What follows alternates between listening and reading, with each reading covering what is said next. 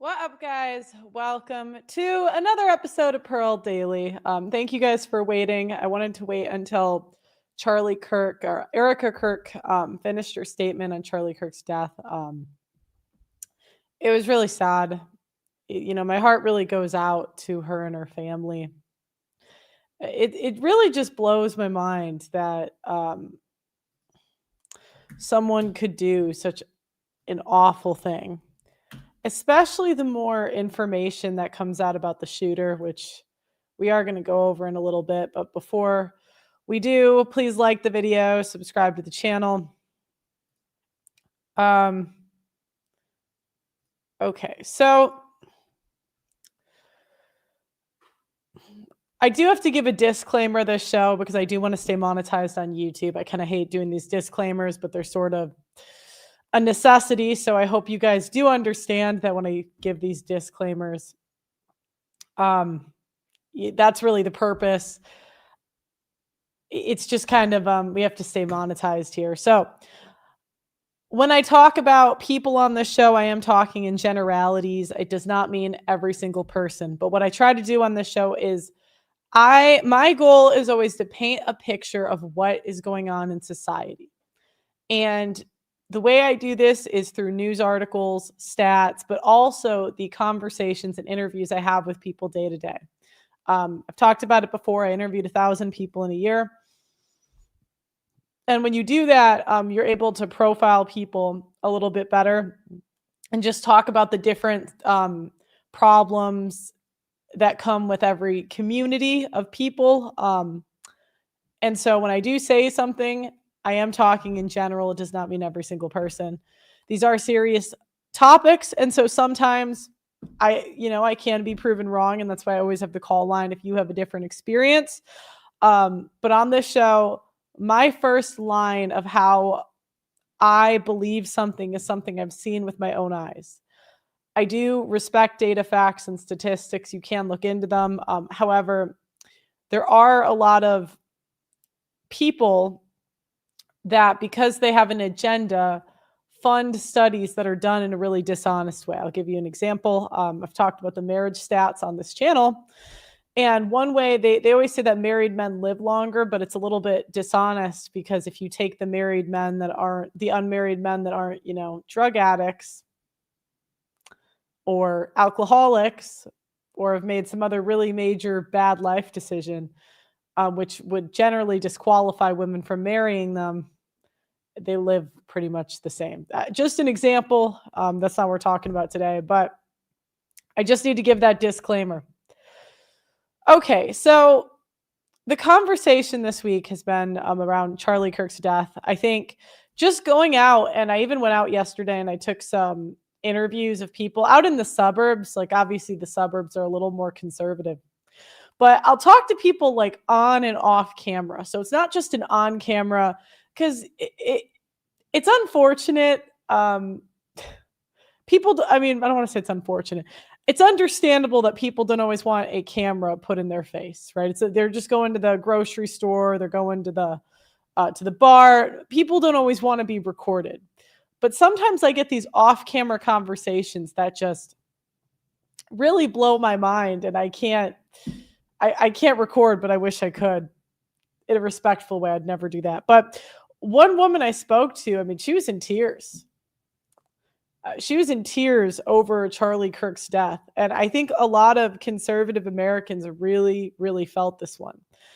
Because the thing about Charlie Kirk is I am not going to pretend I didn't have my disagreements with him. I do give a disclaimer. I don't even want to say the things I said about him before because I can. But it's like disrespectful. Why bring it up, But you can have your disagreements with him, but he's a good person. And I've been able to cultivate relationships on the left and the right where I can look at somebody and know that I disagree with a ton of things about them, but they're a good person. I've even had conversations with liberal men, liberal women, where I know they are good people. But what happened to Charlie Kirk, I really think, is a boiling point in society against white Christian men. And in my lifetime, I would say that this has been the norm. I think there has been a war on white men for a really long time. I remember at a young age feeling so guilty that I came from a rich family, a wealthy. Um, I remember feeling so guilty my college was paid for. I remember this. And I remember being in school and being in a marketing class for marketing.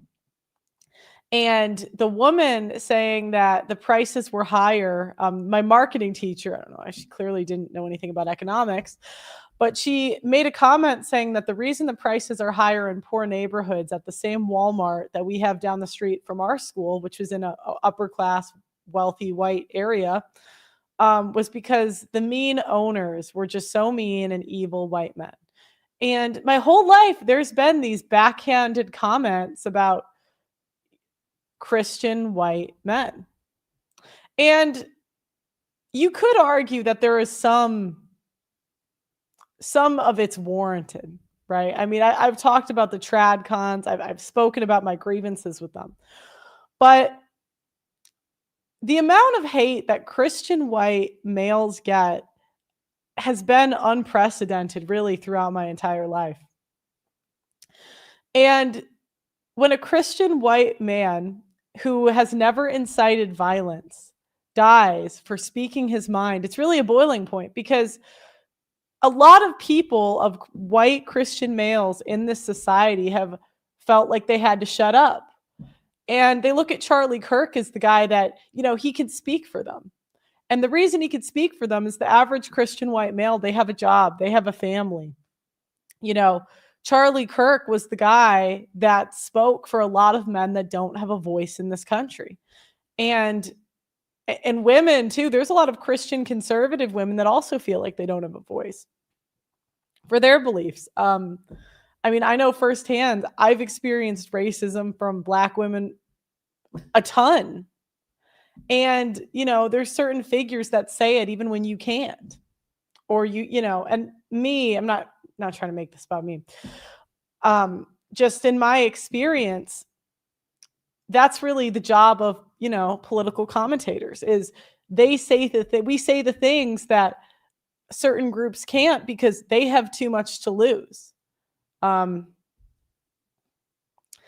so watching on Twitter, and Twitter is not real life, I'd like to say. I know it's not real life, but I'm on Twitter and I see tweets ratioing the tweets mourning his death. So these are tweets getting 100,000, 200,000, 300,000, 500,000 likes celebrating his death. Celebrating it. And it's complete bullshit, right? We all know it's bullshit. And I wrote down some of the sentiments that came from, the left and like what they were saying. So, one statement was that Charlie Kirk said he deserves to die because he said gays should be stoned to death. This turned out to be a lie. But this was repeated so many times that just talking to the leftist people I know, they repeated it and said that he said it.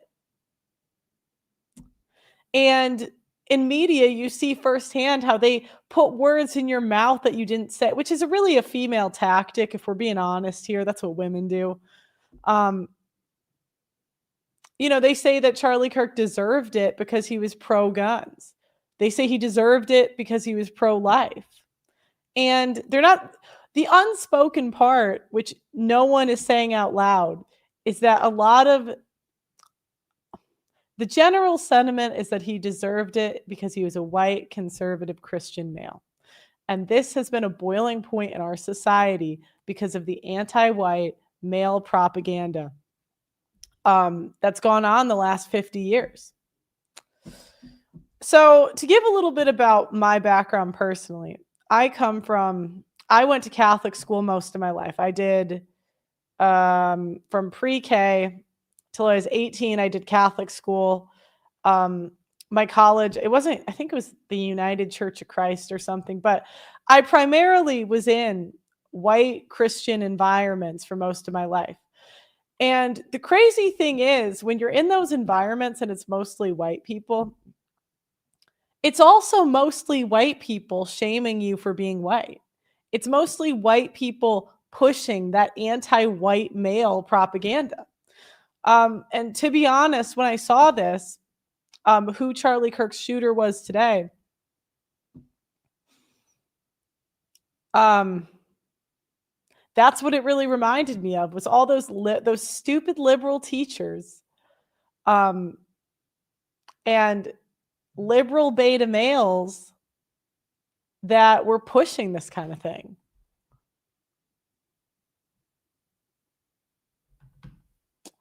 So the facts of the case, we find out the shooter of Charlie Kirk was Tyler Robinson. He was 22. He was from Washington County, Utah. So again, a primarily white state. I believe, last I checked, I'm pretty sure. He was a student at Utah Valley University briefly for one semester. He was a part of the Antifa Discord rooms. He confessed to a family friend, or implied that he committed the crime. And his dad and his pastor actually convinced him to turn himself in.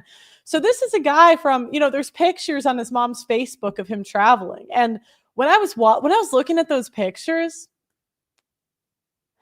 it reminded me of the trips that my family took growing up. And do you know what it reminded me of? It reminded me of my sister. I'm really close to this sister now.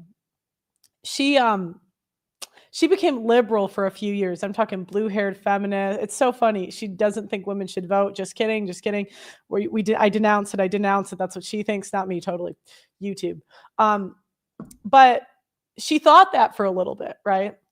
And it took us and it was almost like we just couldn't, my family is conservative Christian. My mom is super pro-life, right? Not true. And it was almost like it didn't matter how my parents raised her. And it didn't matter. We actually did end up fixing the problem. She went back. But at the time, it just felt like we couldn't outcompete, whatever the hell is on their phones in the school. It turned out one of her teachers was in her ear saying this stuff, right? Like a literal teacher. We found out that her teacher was showing her in middle school CNN. We were like, what the fuck,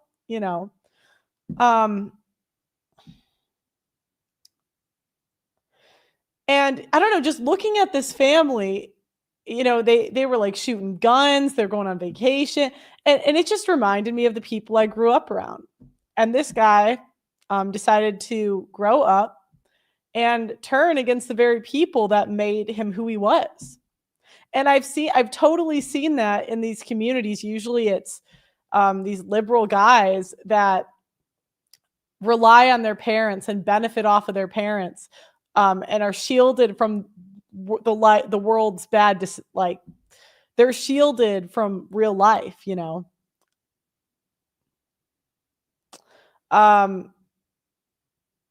Now his mother is a social worker with a military family history. Doug, I'm not going to fix the website. I'm mid going. So not only that, but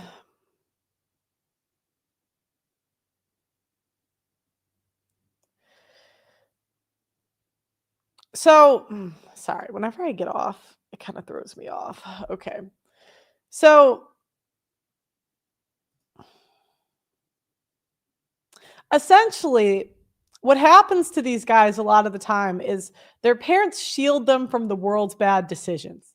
Now, I have been shielded from my share of bad decisions, if I'm being honest. So I know, coming from me, it's like, but what happens is their parents constantly bail them out and essentially fund these Antifa activists. It's usually guys that are Okay, hold on.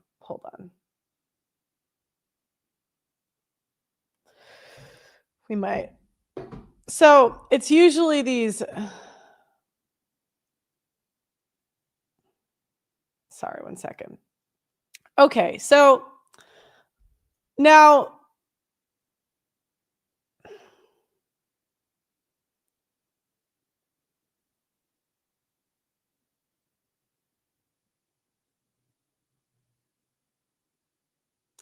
So what really this made me think, or like I guess why is it that white people will benefit from the things that white people make? And then why does a man raised from a white conservative family decide to wage war against Christian white conservatives?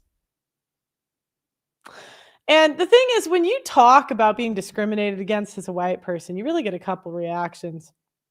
You get gaslighting. They pretend it doesn't exist.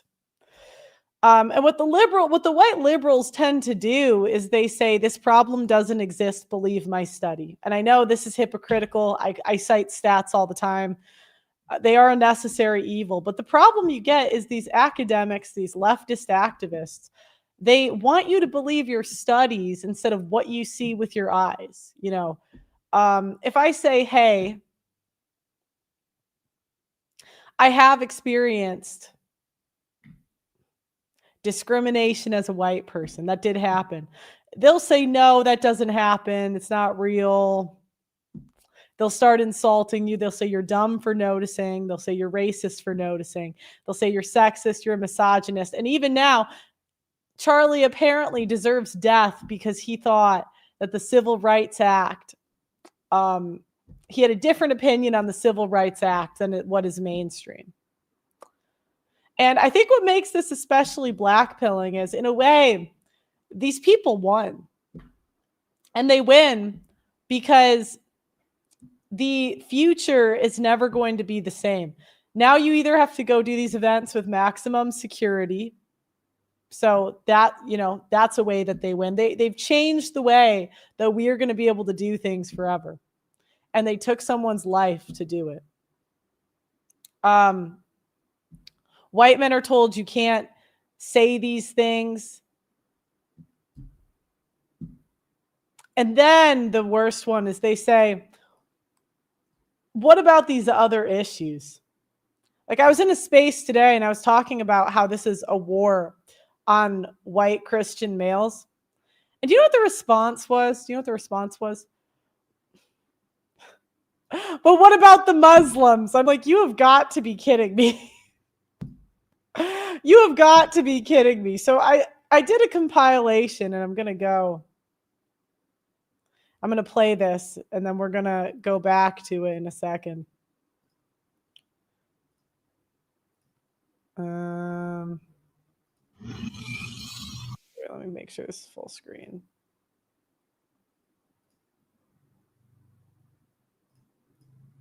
I really had enough of this whole life. So I'm going to just go ahead and say it. Every white man, woman, and child alive on this planet. All of you must need to die. All of you do. We need to go for a global, recessive genetic purge by any means necessary. Every last one of you white man, woman, and child on this planet need to die. I was like, so we're not going to talk about white supremacy? Like, we're not going to talk about the fact that the vast majority of these shootings, whether they are seen as political or not, if we look at the numbers, white supremacy ideology. But we don't want to do anything about that. There's no legislation that they want to bring. Every time you say white supremacy, they want to yell, oh, you're race baiting. No, I am going on facts. Like, these crimes, when we look at these mass shootings, most of them are linked to neo-Nazism or, you know, Proud Boys or whatever. It's always some white supremacy kind of thing that's going on. It's not black folk that are going out there. It's not immigrants that are going out there. But what cities are we going into? Black cities, because we are supposedly the ones that commit all the crime. Which people are we going after? Immigrants, because allegedly it's immigrants, but we don't want to have a talk about what the numbers say, what the facts say, which is that we have a white supremacy problem in this country. So until we decide to deal with the problem, we're going to continue to have a problem. What I do know for sure is that, Charlie was someone who once said,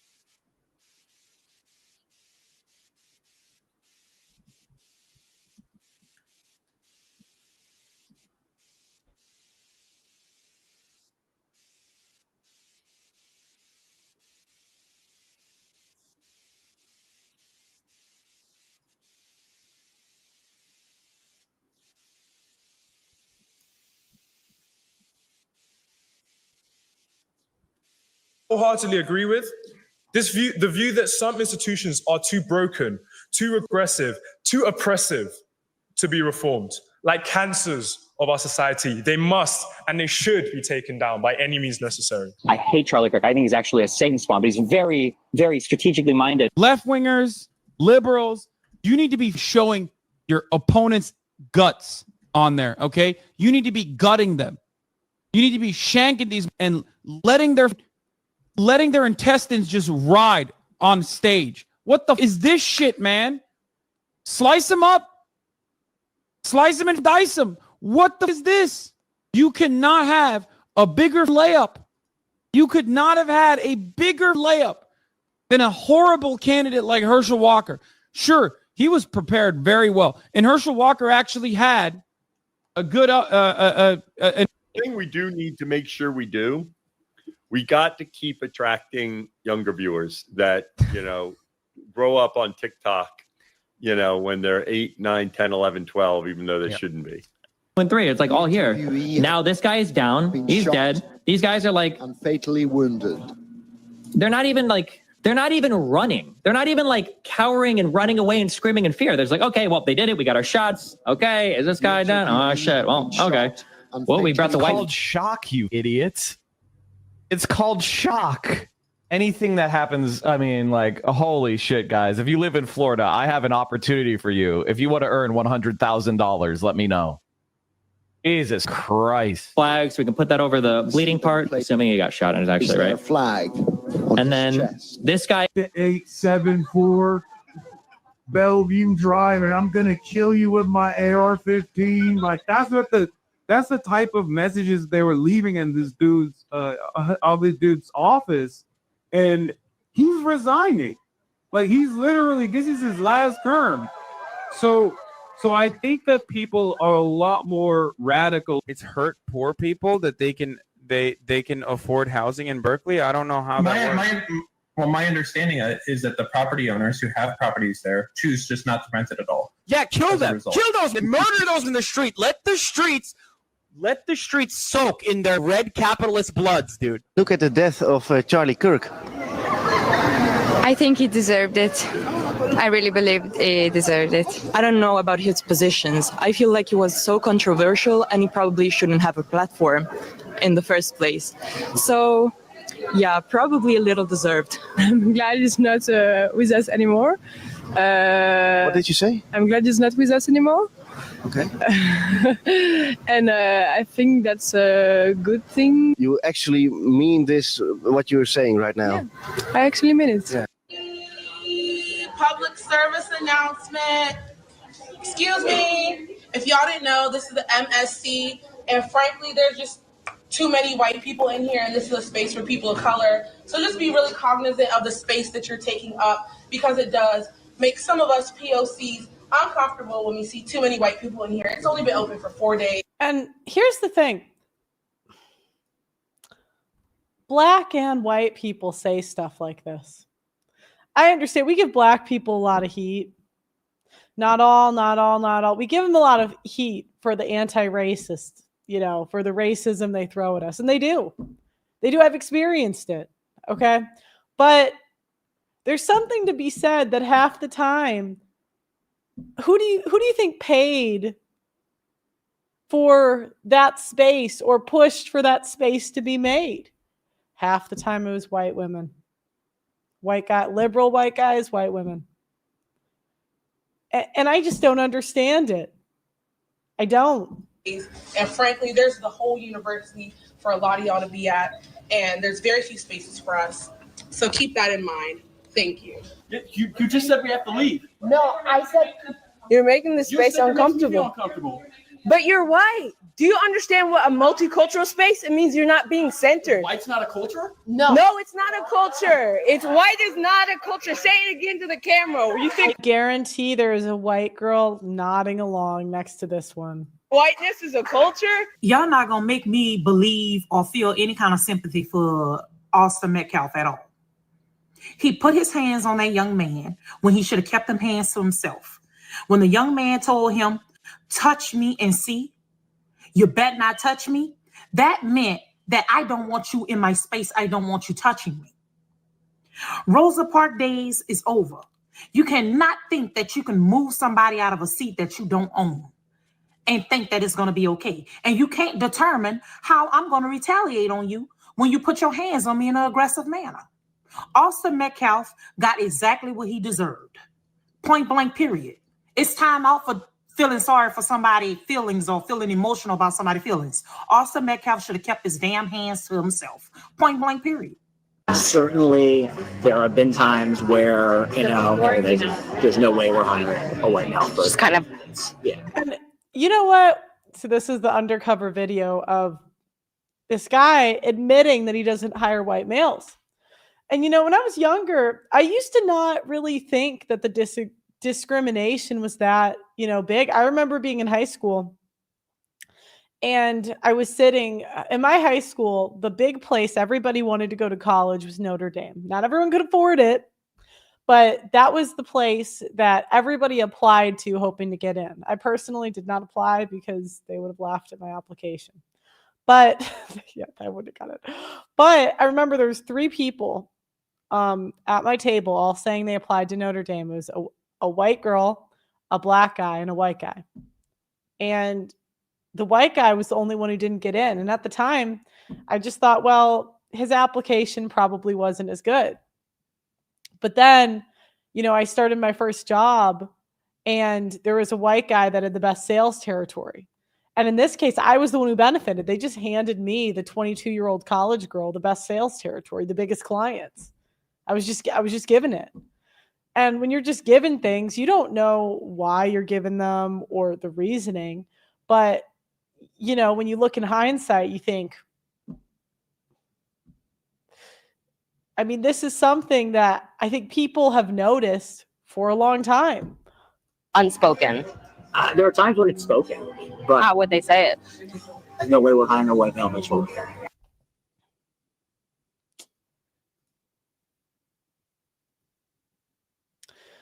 So what happens is these things happen, right? And when you notice it, when you do the crime of noticing it, they just pretend it doesn't exist or you're over exaggerating. You're dumb for noticing, you're racist for noticing, you're a sexist, you're a misogynist, you deserve death. Now they're saying you deserve death. So why is it that many of the people leading the charges against white people are white people? And if I look at it, a lot of men and women with these extreme leftist ideas, and yes, of course, other races as well, but I am shocked at the amount of white people that just openly hate other white people. Like the amount of white men that are involved in Antifa is appalling to me. What do you get out of that? And that's what I just keep asking. What did this kid get out of shooting Charlie Kirk? What were these people gonna? It wasn't like they were gonna be like, even if he got away with it, it's not like Antifa was gonna be nice and reward this kid. At some point, they'd turn on him too. The amount of white people that benefit from white people that are taking part in this kind of thing has me asking, why do white men sacrifice for a society that hates them? What do they get out of it? What value do white people provide society? My whole life, I have been told that white people are oppressive. And I know a lot of the rich, straight white males that liberals shit on all day. And I go through the statistics, and we have 50 years of DEI, meaning that most men in the workforce today did not live through the Civil Rights Act or anything prior. And there's this idea that white men are holding people back when there's legislation allowing discrimination against white men. And still, 76% of inventors are white men. 90% of historical inventors are white men. 90 to 95% of the founders of Fortune 500 companies were founded by white men. 95% of agriculture is white men. And then they say, oh, well, it's the white men that have these, they just have the fancy jobs. All the good jobs go to white men, and it's because of oppression. Well, then why is 92% of mining white men? 85% of construction is white men. 83% of utilities are white men. 85% of transportation is white men. 80 to 85% of finance is white men. Of active military soldiers, 60 to 65% are white men. And here's the thing, I don't necessarily have the stats of what percent of feminists are white women and what percent of Antifa activists are white men. I don't know. All I can say is I've gone to these events. I've gone to these extreme. I went to a feminist event where they were trying to figure out how to get abortion pills to people in like Tanzania. And the whole room was white. And I'm thinking, why do white people shit on the white people that help them get to where they are? None of us could be where we are without the construction workers, the transportation workers, the finance, people doing mining, the agriculture. And yet they dehumanize the people that keep society running. It doesn't make any sense to me.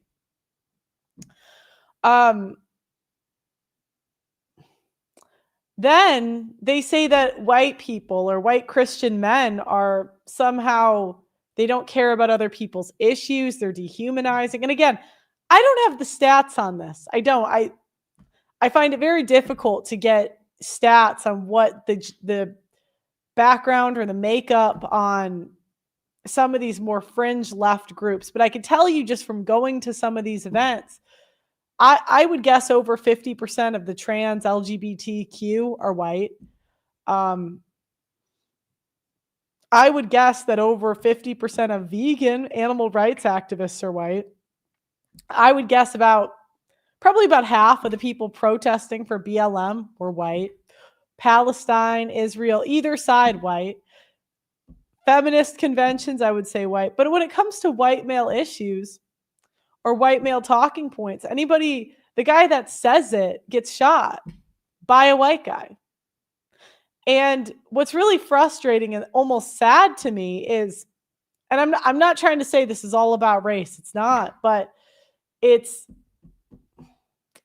why would a guy that benefited from white people and a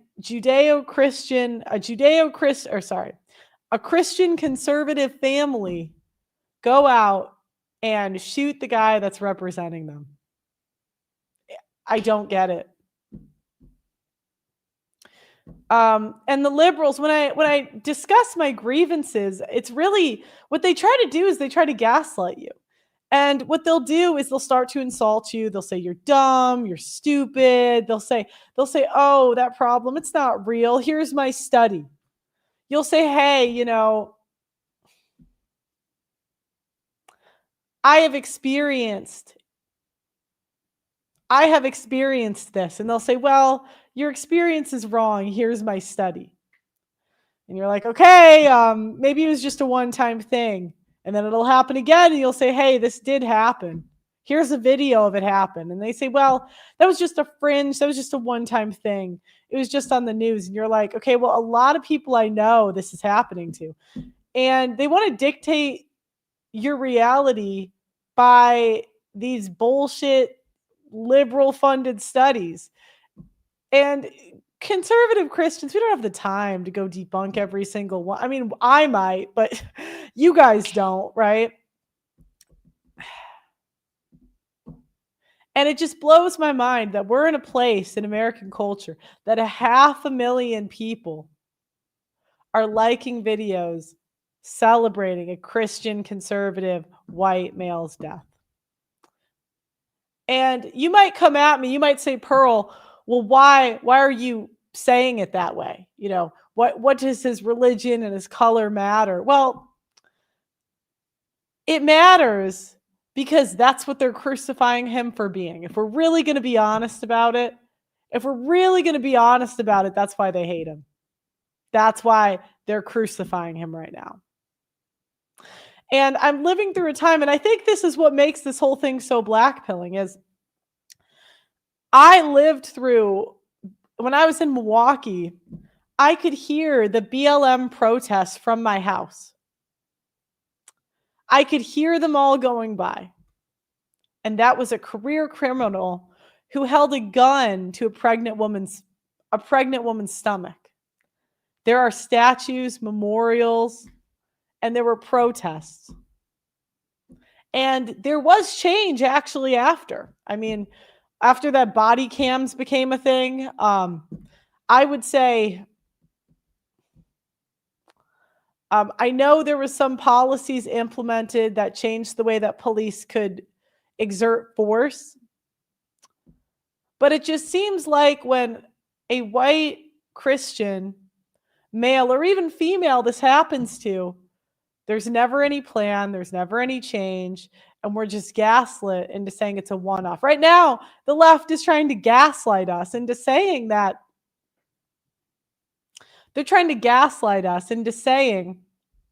that no, this wasn't a liberal person. No, this wasn't a leftist. This was a white conservative male. And I'm like, really? You're telling me that the guy that shot Charlie Kirk in the neck was a conservative? Are you fuck you. You know what I mean? It's like, fuck you. And it's like we live in this time where it seems like they can do whatever they want. As long as it's a white Christian male, there will never be retaliation. There will never be change. And I don't know. I can't predict the future. I hope there is. But it just seems like whenever it's a white Christian male that's the victim, nothing is going to change. Because white people, we just have a tendency to turn the other cheek. And there's never any retaliation. And at the end of the day, the people with the biggest guns tend to get what they want, and the people willing to do the worst. The next thing they do is they tell you, they downplay your experiences. They say it's not that bad. They tell average Americans who experience these issues day to day that their issues or similar issues don't exist. Half the time, a white person's worst enemy is another white person. And I thought about this. I really did. And I thought about, when I was in England, I played volleyball with a bunch of, with the people from the trans community, and I complained.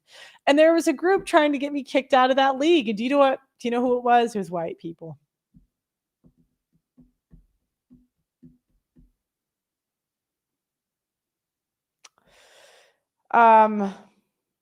Half the time, the woman in human resources making your life a living hell, complaining about anything you posted on Twitter, white woman.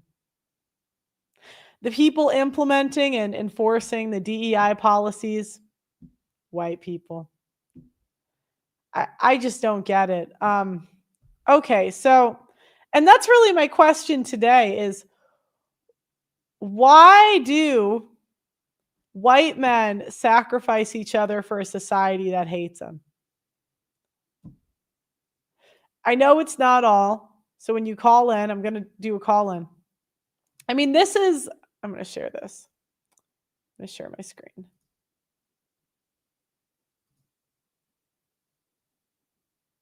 The shooter was a literal MAGA Republican. No, he wasn't. That's what they're reporting. But the people that went to high school with him, they said he was a liberal. The people that went to college with him said he was an extreme leftist. His family was conservative. And I've seen this happen. As I said, there's a lot of rich kids that are spoiled.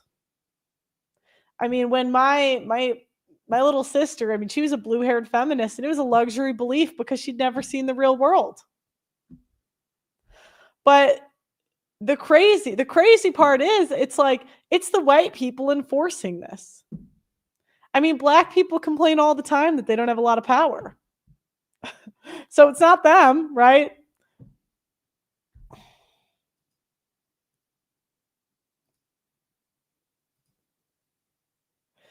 Yeah, so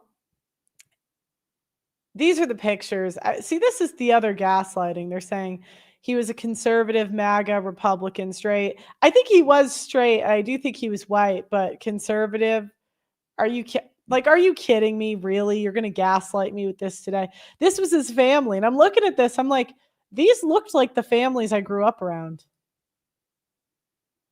I mean, we're not that big into guns in the Midwest. I mean, some people are. It's more of a Wisconsin thing. I'm from Chicago. But I don't get it. All right, let me send. We're gonna do Doug MPA. All right, we're gonna do this. What is the core?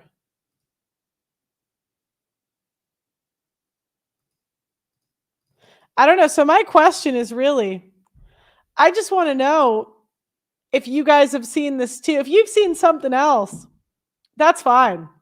I'm not here to argue, because what nobody in the chat is going to do to me today is nobody's going to gaslight me to say this doesn't happen. I'm like, I went through university. Do you know who the people were putting the trans people in our dorms? White people. And look, I've experienced discrimination from other races. I've lived in a lot of different areas. I could go on, but today I'm talking about white people.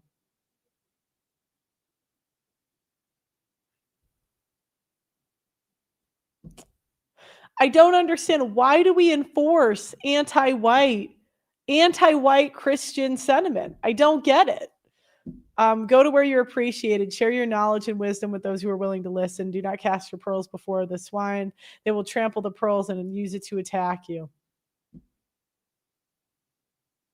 Yeah, this is what I mean. Those white families you grew up with occasionally had a kid who turned to 180 politically when they did young adults. Yep. I mean, so, the purpose of the show is not, when I say this, right or wrong. That's not, I want to know what your experience was.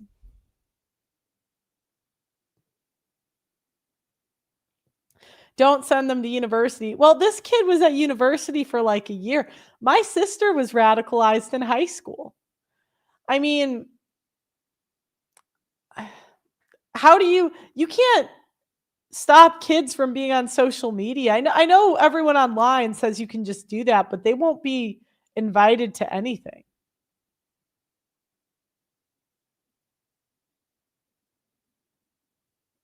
All right. Doug MPA. Hey, how's it going? Good. How are you? I'm good. I'm glad, because we've been talking about this subject like the last couple of days, and my thoughts on this were, that the black dude stabbed that Ukrainian girl, and was that in Chicago? Where No, was that that? was in North Carolina. I Oh, think, or North or South. It was down south. Yeah. North Carolina, right? And the Yeah. rhetoric is, oh yeah, he's black and black people this and okay, guys, I'm not stupid. Okay, 55% at least of violent crimes are perpetuated by black people. Am I one of those people? No, but I have to eat those numbers every day. It's true. It sucks, guys. With black people, we have to ask ourselves some serious questions, right? But then this Charlie Kirk thing happened, right? And guys, most domestic terrorists are white. the sad part about it is if you are a conservative Christian influencer and you reach a certain status, you're going to have to worry about someone who looks like you guys taking you out. Sorry, it sucks. You know, Bobby Kennedy, Ronald Reagan, JFK, like white guys will take you out. And I don't understand it. Here's the thing. This kid that I took out Charlie Kirk. Everything Charlie Kirk was striving for would have benefited him as a white guy. And he drank this liberal Kool-Aid and decided to go take out Charlie Kirk. It is insane. Anyone you know, Pearly, they have to worry about. It's not Leroy or Quavontavious who's going to take him out. It's someone that looks just like them. It's horrible. It sucks. Do you know what's crazy? So feminism makes sense for women because it gives us all the power with none of the responsibility. Like women being able to abort, that makes perfect sense. Women want to be completely in control of who's born. That makes sense why we want abortion. But white men fighting for abortion makes no sense. Yeah, I agree. Let me get this straight. You want to have no control over who is born, like over if your wife has your child or not. Or the white men that come in and, they'll fight for all of these women and like super leftist causes. And I'm like, what? White men are the most likely ones to commit suicide. Yeah. Yep. I agree.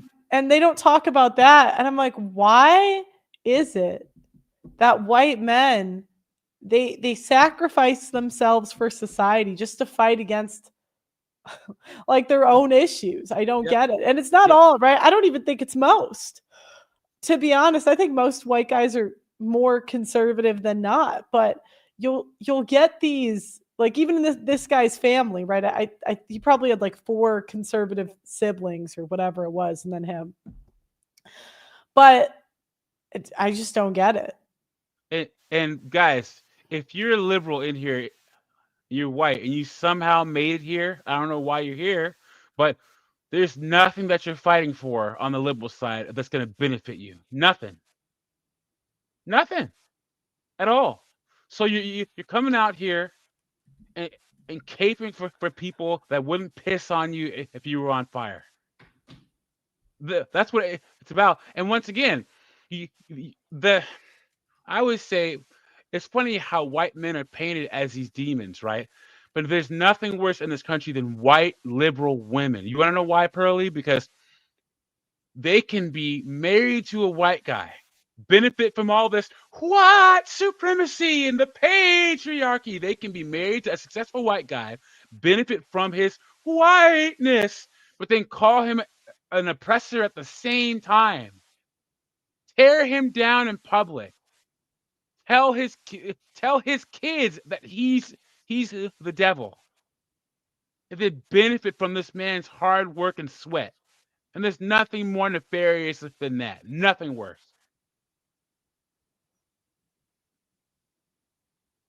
Insane. Yeah, I mean, and you'll talk to these guys and like even like the Destinies of the world. Maybe Destiny makes sense because he makes money off of white knighting. You know what I mean? Like he makes money.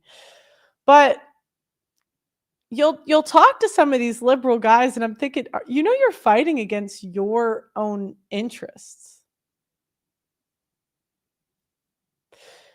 You're fighting against like what's best for you. Maybe that's why people think I'm crazy. That's probably what they say about me. I just want to thank everyone for being here in the chat. This is kind of a crazy time right now, so we appreciate all 619 of you in the chat. Make sure to like the video, subscribe if you haven't already. You can become a member of the channel.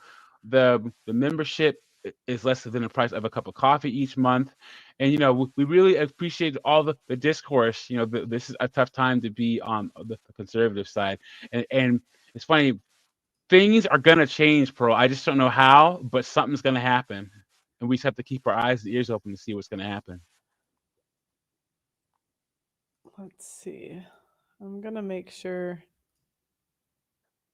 it's pinned. Yeah. Okay. Because I just think to growing up, and I'm like, there were so many white liberal men and women that would be the enforcers of all of these policies.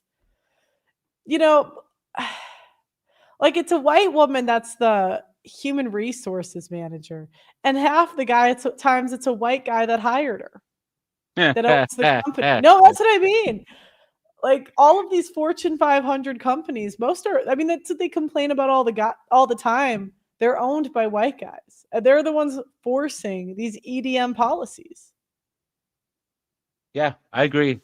And guys, this whole white guilt thing, especially from white liberal women, they don't do it to help the poor black and brown people and the women. They do it for themselves. They have this weird, I have to make myself seem important by seemingly helping people and saying how bad I and then also with the LGBTQ AI plus whatever it is now, being regular white and hetero is not cool anymore. So they have to find a way to separate themselves. I may be white, but I'm not like the regular white people. I'm pansexual or demisexual or LGB, whatever the heck.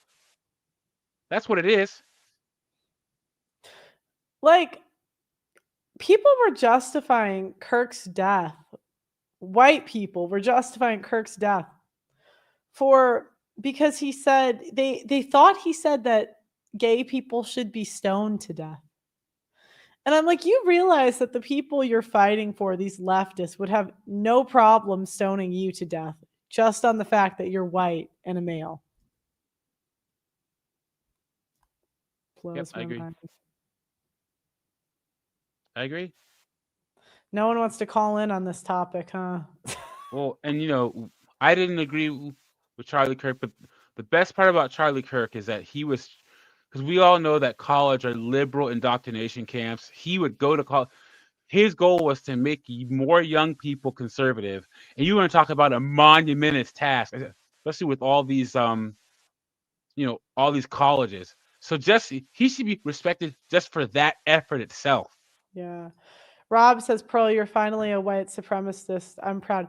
No, I'm not. But what I don't like is just all of this anti-white male rhetoric. It's like I grew up around these guys.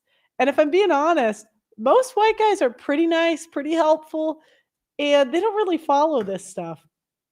Yeah. But then you'll get a liberal guy who benefits from all the nice white guys that are just chilling, working. And then they fight against their own interests. It just drives me crazy. I don't get it. And then I also don't like the idea that there's this idea that white guys have all the, nice white collar jobs. And it's just not true.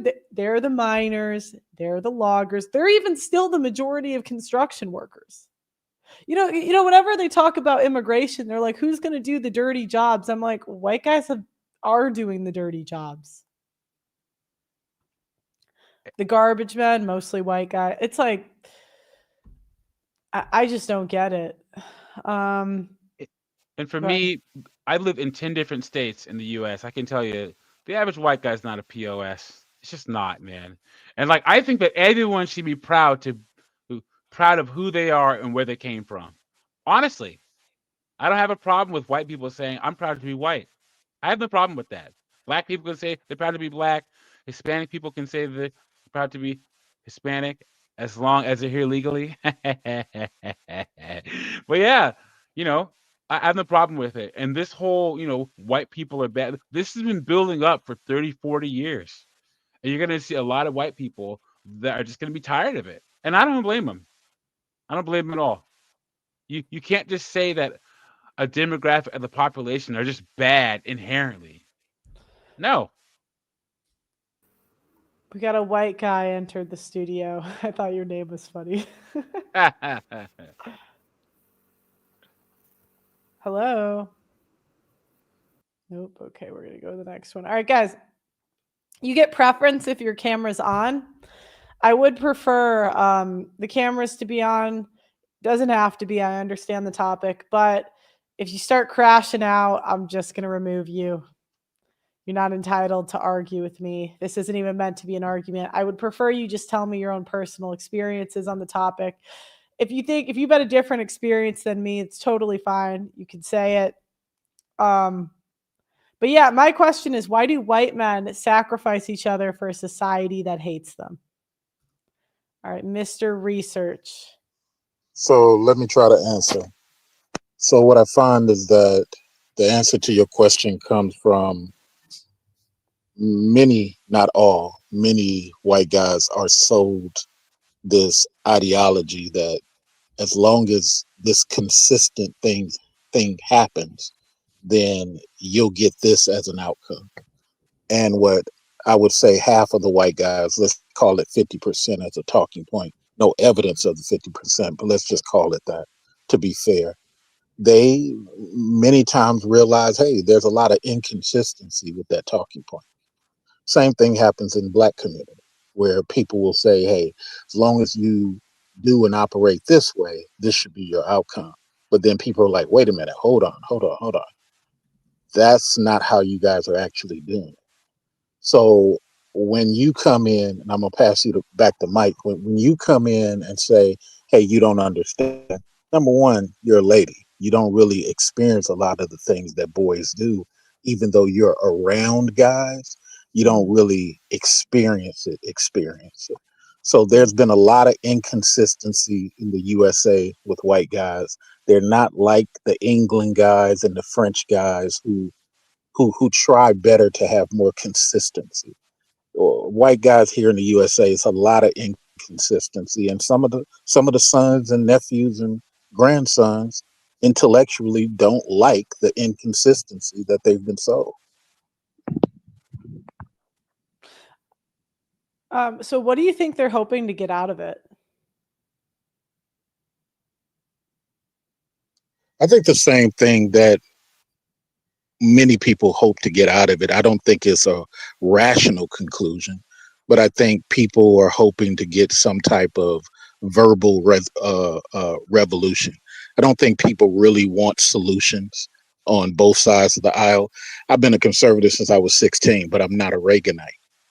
And just using that as a evidence of me answering your question, many people will say, oh, well, you're a conservative, you should be like this. No. I operate the way conservatism was created, not the way other people have redefined it.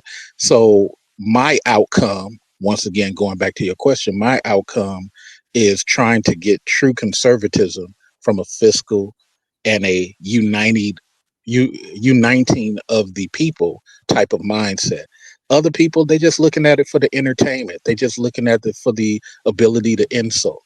So, people are really not trying to get conclusions. They're just trying to get verbal entertainment. That's all any of this stuff is about.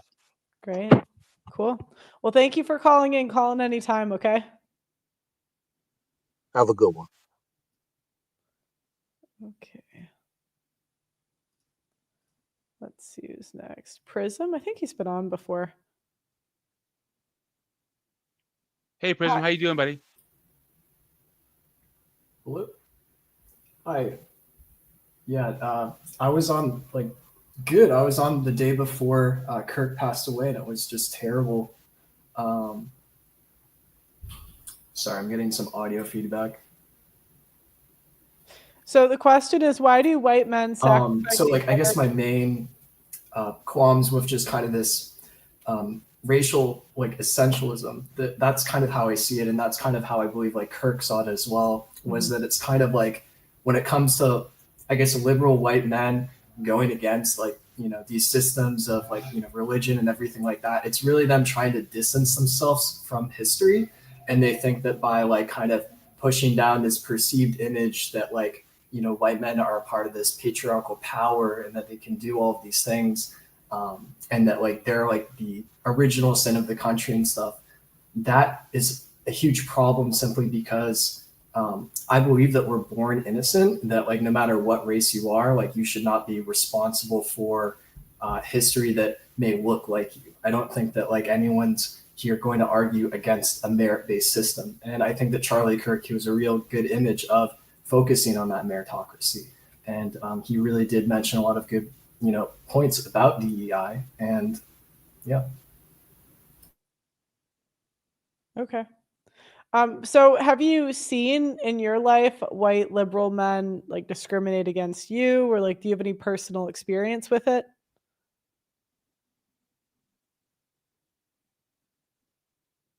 Uh-oh, Prism, are you there? Uh-oh. Yeah, I do to some extent. There's kind of, so I mean, currently I'm at, how do I put it? I'm like in this liberal arts class right now, and it's very much kind of constructing the world in a way where it's arguing of these like systemic struggles, pretty much everything that Charlie Kirk was kind of arguing against, of having this bias, and it kind of racializes and creates this real cultural tension. I like live in a very progressive area, like the Bay Area in California, and it's kind of like every day, it's sort of like, if you don't vote or see the world in a particular way, pretty much anything conservative is bashed down and taken out. I mean, there was one example where I was in the hate district and I was just in a park alone going for a walk, and one guy just completely dressed in black. It seemed like it was clearly Antifa, was just incredibly angry and very aggressive. And I kind of took a step back and was like, whoa, all right. And he kind of noticed that he checked himself in that situation. He noticed like these emotions of resentment and hatred aren't really super healthy or valuable, especially because it threatened, my safety. And it's sort of one of those things where they want to live in this world where they're taking care of the man and going against the system, but they don't necessarily have a good productive alternative. I think that, nonviolence and, diplomacy are going to be the best ways to create any change. But really, if we're looking at this just from like a power perspective, when it comes to like this race essentialism and trying to undo like sins of history and like kind of this idea of reparations, like the problem with reparations is that if you argue that like, you can't just say that because someone's white, they're wealthy, right? There are many people who, are not in that economic status, but it's always been propped up that, white men have power and, because of that, there should be some sort of, way to create reparations and even the playing field. But you can't do that. You're creating, current injustices based off of past injustices, which is just making it worse. And it was such a small percentage of white people that even owned slaves. It's either less than 1% or 2%. I remember I had that conversation with a black person like a few years ago, and they did not like, I had to pull it up, and I was like, it's literally less than 2%. And it like, I just remember looking at the guy's face and he was like, what? And I'm like, I'm telling you. And then, yeah, because he said that when he learned in school that they just made it seem like it was everyone. Go ahead. For me, see, women use these terms like patriarchy, these overall encroaching terms, right? But they don't want to put any tangible criteria for it. So,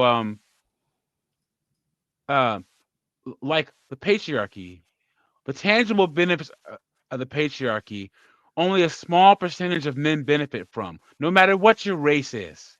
The average guy isn't part of the patriarchy, but they don't want to put any kind of definition to it, criteria, because it'll minimize their ability to be able to use it. But most men are not in this overall encroaching, subjugating, oppressive patriarchy like these women always paint. And they refuse to put criteria because, once again, it'll minimize their ability to be able to use it to paint all men and demonize them. Yeah. Okay, thanks for calling in, Prism. Okay, we're gonna move on to Sean is here. Hey, what's going on? Hey, what's up, bro? What's going on? How you doing, Pearl? How you doing, Doug? What's going on, everybody in the chat? I'm good, just colonizing. I'm just kidding. Yeah, as you usually do. As I do. Yo, first of all, let's put some respect on my white brother's name. And then I just want to start off with that. I think, as you were speaking about on the channel, right, today, where you're asking the question, why is white men have always done that in American history. They've always fought other white men for other people. It's just really bad right now because those people hate you regardless. I remember my friend was talking about re-educating people to the point where it was like there was white people who stood by black people to get them out of slavery. Like other white dudes fought other white dudes in the South. They didn't even care really about like slavery or no slavery. They just did it for the nation. They did it because they were told to. So most white men have been warring back and forth with each other for a bunch of other people who have no respect for them at all. And I think like Charlie's just a recent case of it showing to its highest extent. So white men, look, my brothers, bro, y'all need to stop caping for everybody who don't care about y'all. Like it's getting ridiculous at this point. Like the same people who bring you over in this country and support you, they hate you. They're going to burn your flags. Try burning the flag somewhere in the Middle East. Try burning the flag somewhere in Asia while you're a visitor. They would kick you out. And that would be nice. So net, make white men great again. Yeah, do you know what? 'Cause I don't have the stats. I don't know, but if I go to these events like gay pride, vegan events, even BLM, It's all white people. I would guess BLM. When I saw the riots in Milwaukee, I'd say it was like at least half white people. I don't know. I could be wrong, but just looking at the people that, because there's a lot of college kids that went. I was looking at this article, and it said that the online, when you look at words associated with like inciting kind of racial stuff like white supremacy and all this stuff, whatever, white people use that more than like black people do. White liberals are more concerned about white supremacy and the victimization of people of color, the freaking black. There's more discourse among white liberals about all this crap than actual black people and people of color. It's crazy. There's this white liberal complex that's just insane and out of control, and it needs to stop. I can't stand it. Yeah, go ahead. Oh, good. No. I was just saying, like, like I don't want to go back in the past, but as you try to be nice to people, some people don't have to see it like that. And I think a lot of groups, even Charlie, for his extent, if you be quiet and listen, he really wasn't after you. You just had to insinuate it, like you had to make assumptions and feel some type of way. But he was just saying, like, let's make it merit based. He would even use MLK, but other people don't even care. They're like, bro, I want what I want. I want to say there's a patriarch and I want more slice of the pie. I want to say there's systemic racism and I want more slice of the pie. But Pearl, let's be real. Go to any country. Go to India. They got a caste system. They segregate each other worse. Whites in the West, bro, it's the most free country for anybody. Almost, it doesn't even matter where you come from. Other countries don't do that. They don't do that with their own people, and they dang sure don't do it with outsiders. Yeah, especially in America. My experience with white guys has been they're the least racist group. I'm not saying, I'm not saying I'm right. I'm just saying not online, but in real life. I mean, especially if you get to like the high net worth at that point, I mean, those guys are so smart. They just want someone that can do the job. That's it. I mean, they're so used to stupid people. They're like anybody, any race. Anybody, bro, at this point. And here's the We're thing. like-minded. Yeah. Even if they have ideas about race in their head, if they find a person that can make them money and is competent, they're going to pay him and hire him anyway. Yeah, in my experience, it's been like that. They showed mad love, more than anybody else from any other culture. I wouldn't be where I am. Indians. Go ahead, Doug. I wouldn't be where I am in my day job, as high up as I am, if it wasn't for white men giving me an opportunity. Facts. Shout out to them. Africans wouldn't give you no opportunity in Africa. They'd be hating on you from your different tribes. So net, it's just like, stop the cat. White men have been the only people who have been dying behind other people and for other people. Yes, was there a small group, like Pearl just mentioned, that owned slaves? Yeah, but for the most part, all white people was busted and disgusted trying to struggle and make it to the next crop turnover. Like nobody had it back then. They was indentured servants themselves. They would sign up for servitude because they didn't have no money. So at the end of the day, everybody was hurting. So, nah, man, our history is something that you can't see anywhere else in the world. People coming together from all different backgrounds and fighting for merit and fighting for unity. The best way we can make it happen. No other country has done that. Period. Yeah. Put one up. You But won't then find it. you left, Sean. What? America? Yeah, then you left. What? I defended America with all my life. You know what I'm saying? I was with the red, white, and blue. I'm still there. All my money's still there. It ain't overseas. Okay, I was like, where are you now? Sorry. Yeah, no, I just live here, but all my money's still in America. That was a great speech, though. That's great. Nah, heck nah. I did my service, man. Combat veteran. Almost died for my country. And I stand on it. Shout outs to USA. Yeah. And I stood with my white brothers. Yeah. And some Hispanics, but it was mostly white men in the infantry and the military. Yeah, It wasn't no black guys. The black guys were trying to not get in trouble and not get shot at. So the white man was like, I'll do it. I'll do it. Yeah. So shout outs to white brethren, bro. Yeah, like 70% of the military is freaking white men, dude. In the front lines. All the other minorities is in the back doing something else, like admin, the food. Like, they not trying to go to the front lines. It's usually white men. Alex, did you freeze? Oh, he bounced. So now he's back. I do give priority to people on with cameras in the back, guys. So, hi, Alex. What is your thoughts on the topic? Why do white men sacrifice each other for a society that hates them? Go ahead. Hello, good evening. It's an honor being here. I'm absolutely incredible. I'm from the other side of the world, so it's very it's nighttime here. I hope everyone's doing well. And you know what? I just thought immediately in my mind about the story of my country, because I actually come from Italy, and in America they talk a lot about fascism, and I think there's just like they're very unaware of the history of fascism. I'm going to be as concise as possible and committed to answer your question.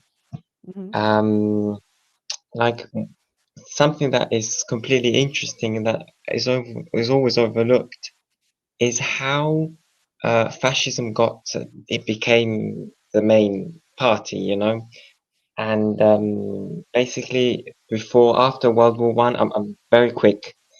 The political situation was terrible, and then one day,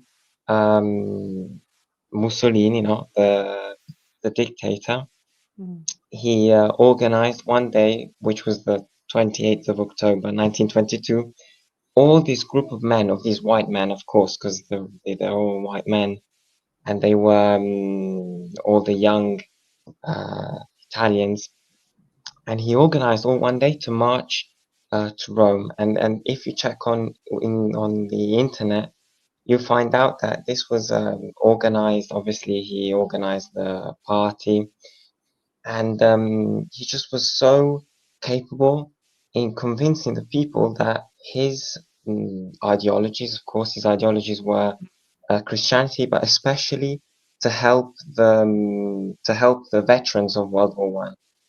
And what happened, he was just able to convince all this group of white people, and because to march all together in Rome, in the capital, and not one single person was harmed. And this was like an incredible story, like thousands of people on the train, traveling towards the center to protest, basically. But at the end of the day, what happened is that he was able to, become part of the politics. He got into and, power. Part of the political scene. He got into power peacefully protesting. He got. Okay. Cool. Well, thank you for That's calling. actually true. There was no person. Okay. Yeah. Thanks for calling in, Alex. It's just bouncing a little bit too much. I don't know why you had to make this your username. I'm just gonna call you Standing. You said you had a story in the private chat for us about something that happened in your country. Yeah, hey, Pearl, can you hear me? All right, I can hear you fine. PWS. Yeah, sorry. Yeah, it's easier. My son Hunter gave it to me. I hope okay, that's fine. No, so back in 2018, and I would say this is a cautionary point for anybody, either parents that access Medicare Advantage or healthcare in general. I work for a Fortune 50 healthcare company, worked for several of them in my past, and I'm telling you right now, the level of indoctrination where people that do not have merit, but they fill certain boxes is epidemic. So my story, just real quick, 2018, working for, one of the 4 top health insurance companies, had a new manager came in, new director came in, completely, she had 2 years of experience, but she was a woman. She was a minority. This Was she followed. white or black? She was black.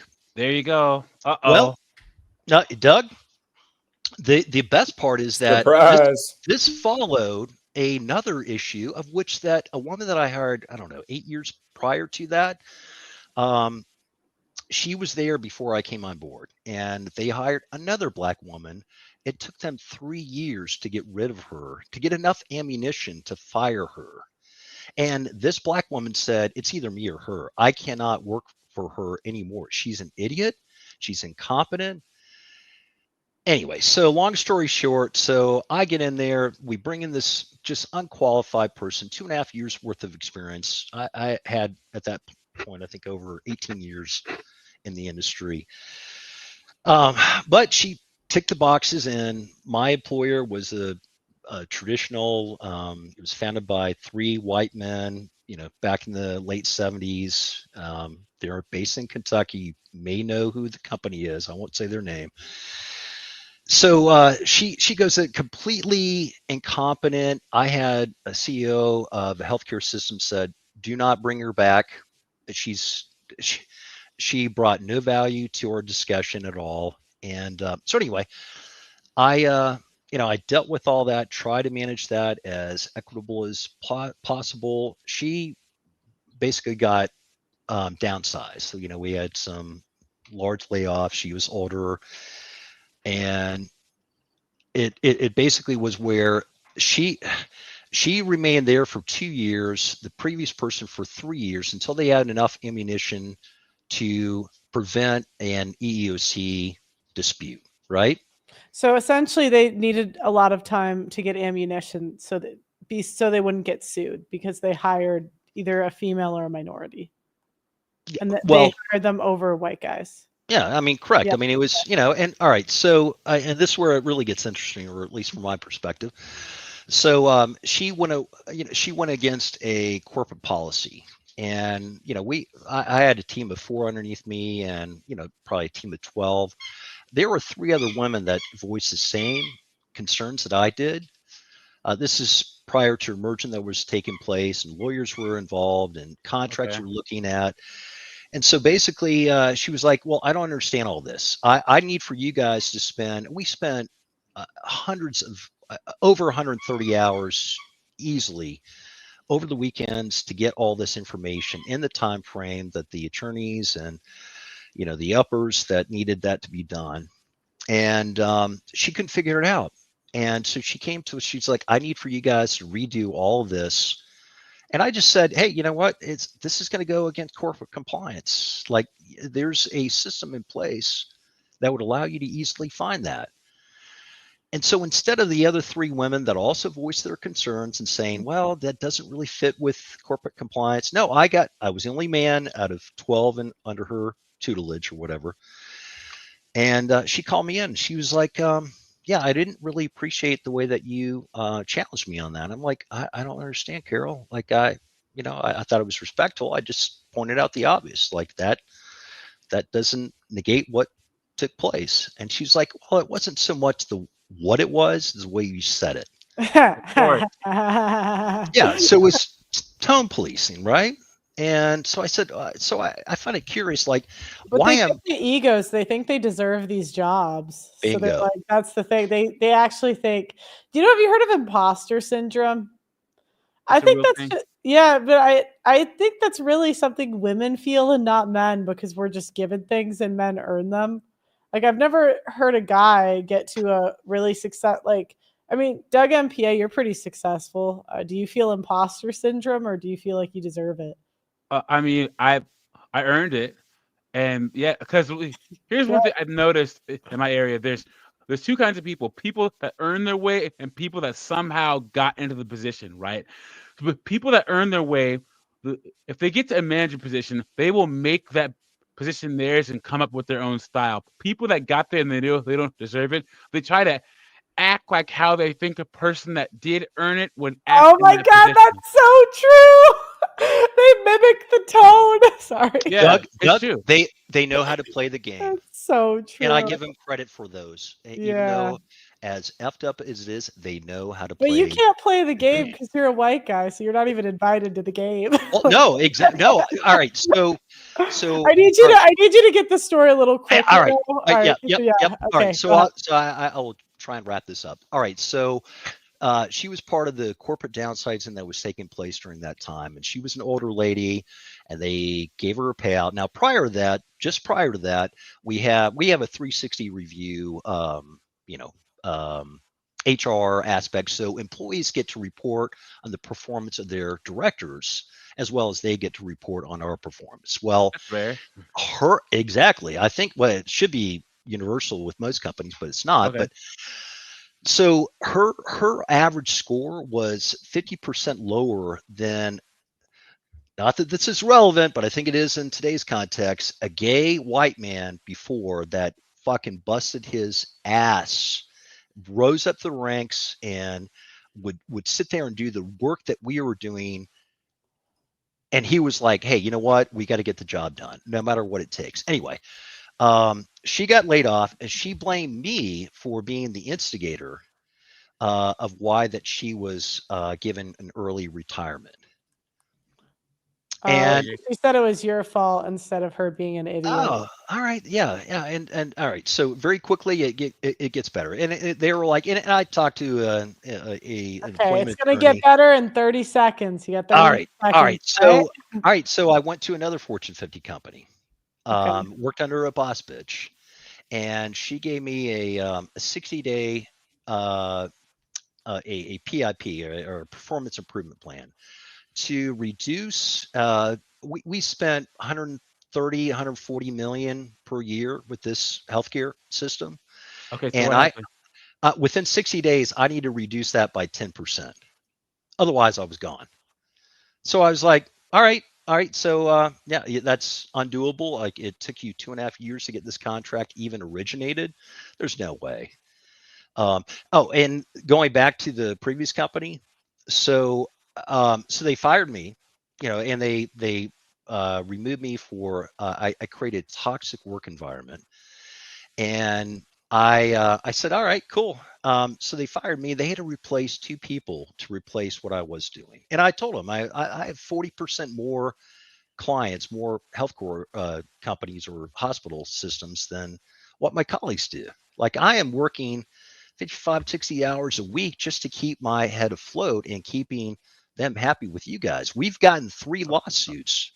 Anyway, my whole point is that, in answer to your question about why do white men sacrifice, I mean, the TLDR, differentiation, and basically like peacocking, and I am one of yours. I am one of you, right? Like, does that make sense? Like, Yeah, so they want to show to the women that they're one of them, or Exactly. the minorities. Of course. Got it.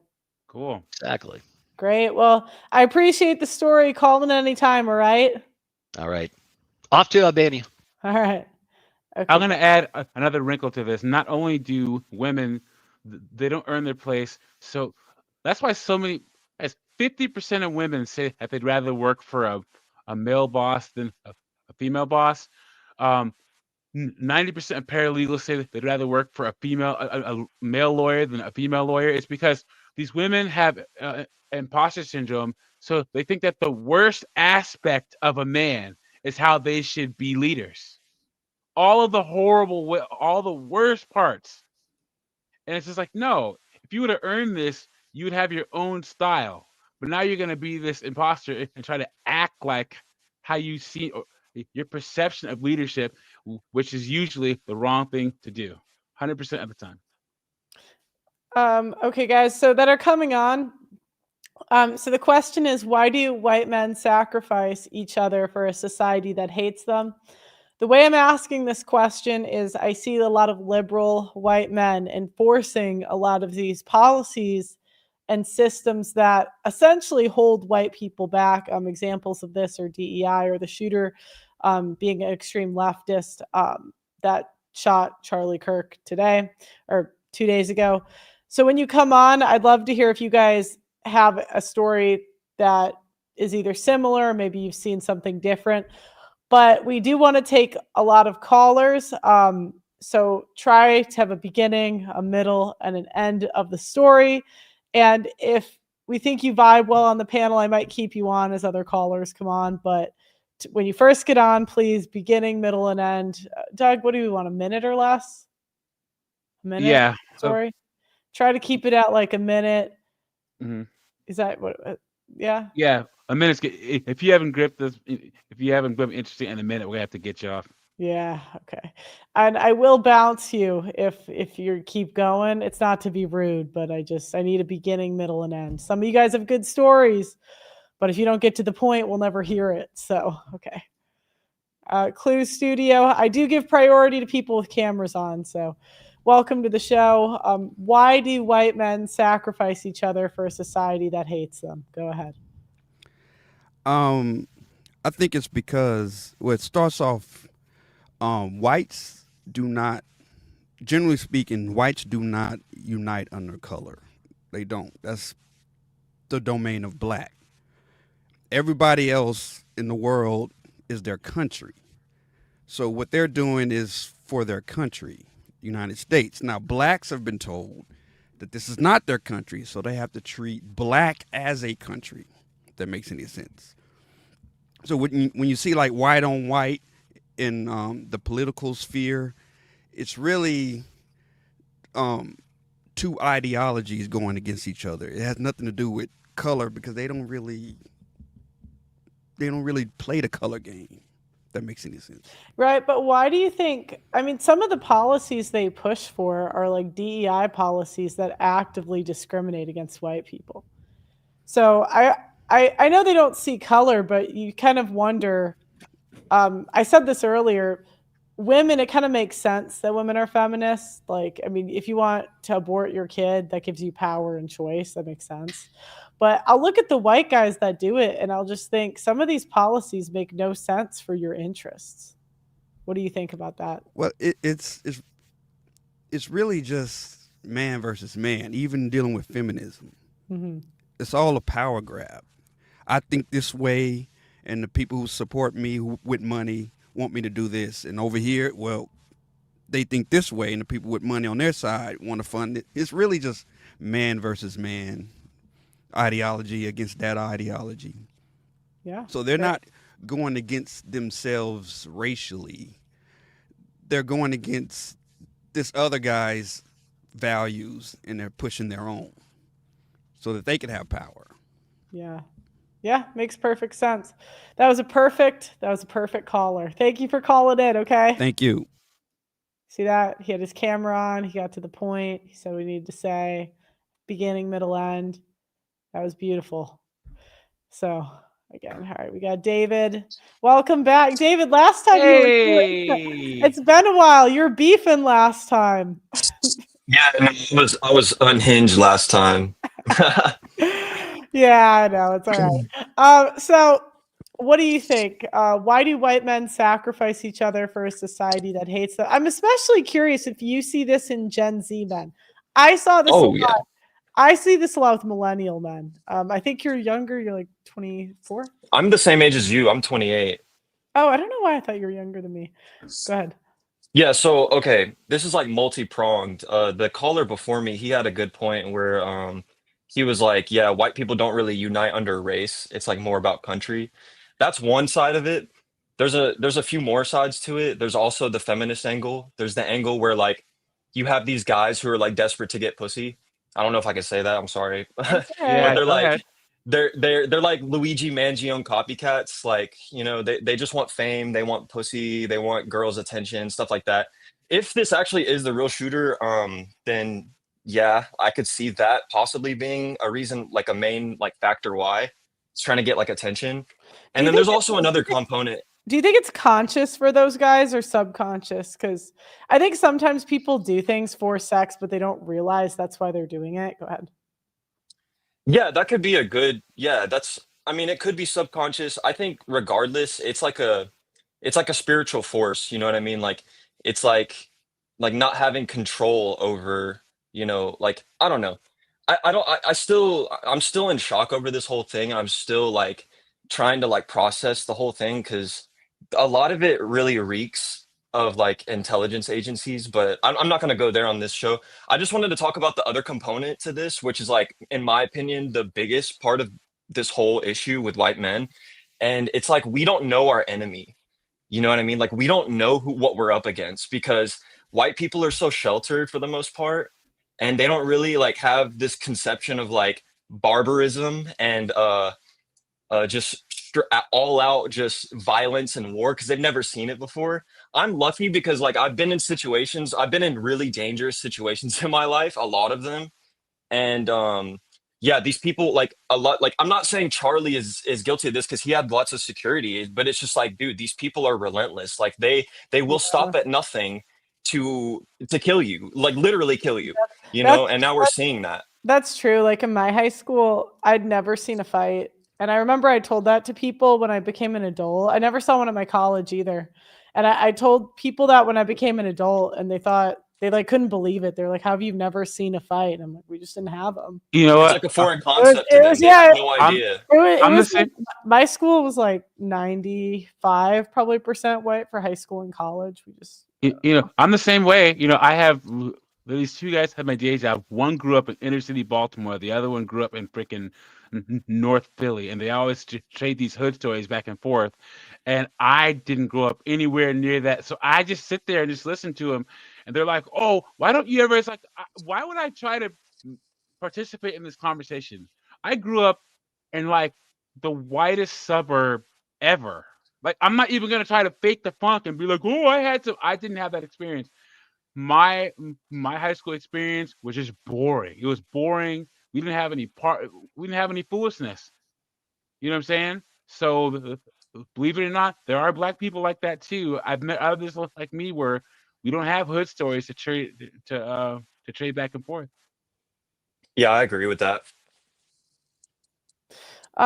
So do you want to finish what you were saying, David? Yeah, I could talk all day about this. Like the problem the problems in the white community, I'm very familiar with them because like obviously I'm white and you know, but I grew up in a very like we could call it diverse. Like the high school I went to was like literally 70% minority. Like mostly minorities, you know, it was very little white people. The white people that were around, we did tend to stick together, you know, but like I could tell as time went on that that sort of like social fabric with like white people especially is kind of like dissolving. Like everyone's kind of just on their doing their own thing. Like, and Nick has talked about this. He talked about this whenever there was the trans shooter at the Catholic school. He's like, the only type of situation where this sort of like hatred and like relentless violence, like it breeds in isolation. Like when people have community and there's like people checking up on you and you have like a loving family and you have, you know, things like people that care about you, you don't even think these types of things don't cross your mind, like political violence and stuff like that. All right, well, That doesn't even cross your mind. How does that kid? I mean, he had a full family. Do you know what I mean? Like that guy was one of like 6 kids. Yeah, so now, yeah, you saying that, I didn't know that. So you saying that, it leads me to believe that this might have been about a woman, or like maybe there was other women in the community, because I know he was in like a Discord community, and there's probably lots of women in there, lots of like live shit women or like trans guys and stuff like that were probably like egging him on or something like that. I don't know. I'm throwing darts at the wall here, you know? Yeah. No, I mean, I do agree with you that a lot of it's isolation. I'm also thinking like, because my sister went very liberal for a few years, and it's tough to compete with the internet when they're in impossible. when they're in that rabbit hole and like, okay, my dad can issue his wisdom for an hour. Like, how much time does he have? So he has a few hours a day. She can listen to that all night, you know, like 8 hours. Right. I mean, I think the average Go on the phone for time, like 6 hours or something like that. I think the average is like 8 hours a day of screen time. Oh my God. Yeah, Hey, especially I girl. bet Gen Z it's younger. Go ahead. No, I just wanted to add something. I also think that most conservative men or men on the right, they make an assumption because somebody has blue hair and blonde, and pink hair, they're weak.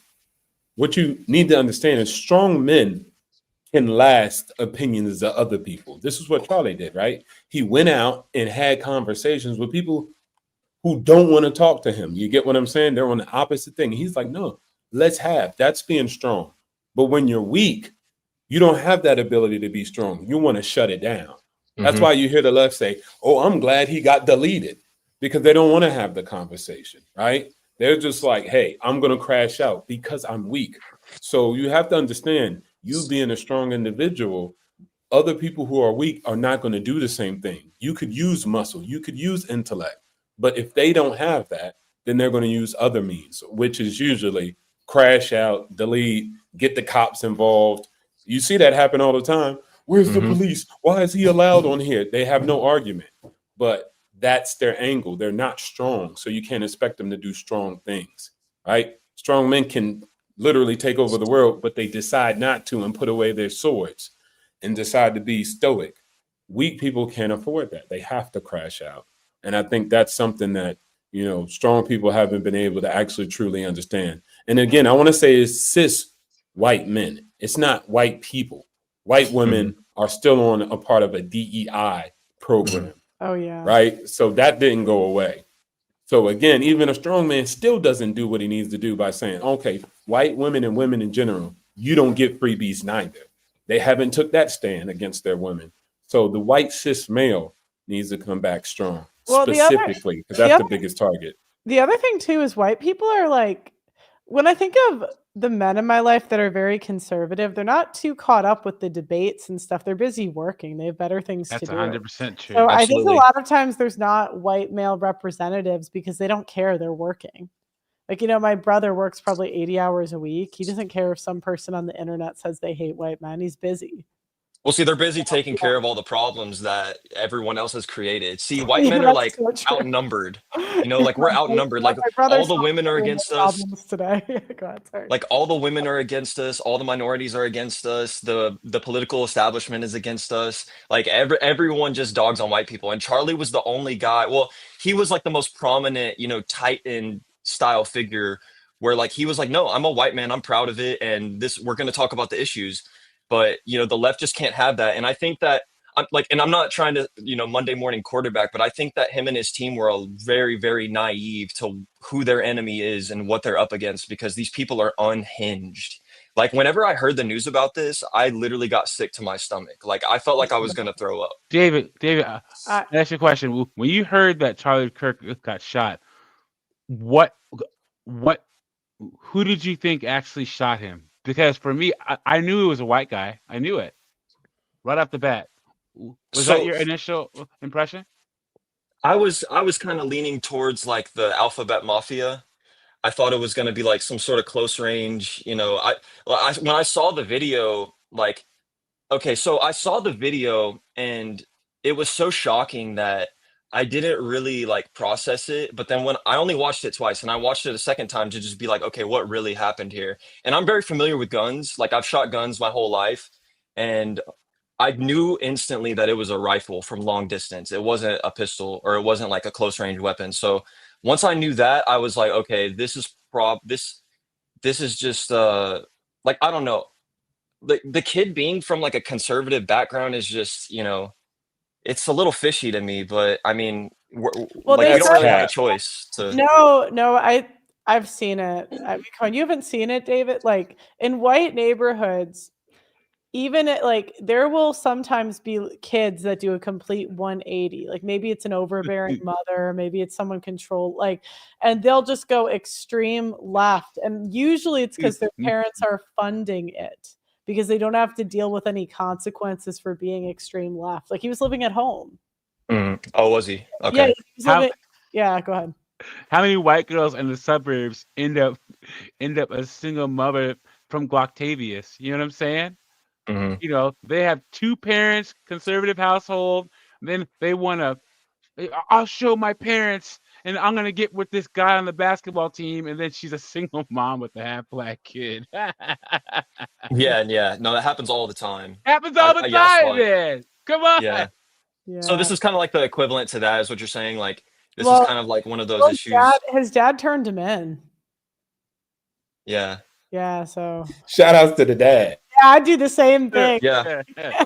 I would too. I'd be like, yo, you getting out of my house with that nonsense. Wait, hold on. I Yeah. put something in the drink, make him go to sleep. All right, we got Brighton on. What's your thoughts on the topic, Brighton? What is the topic? Can you guys hear me? Wait, you don't know what the topic is? Well, you guys have been talking for a long time. I've been listening. All right, And it's goodbye. been going all over the Goodbye, place. goodbye. Okay, we'll do AJ next, and then there's someone else in the chat. What's up, guys? Hey, Good to AJ. see you guys. Hey, chat. AJ, Yeah.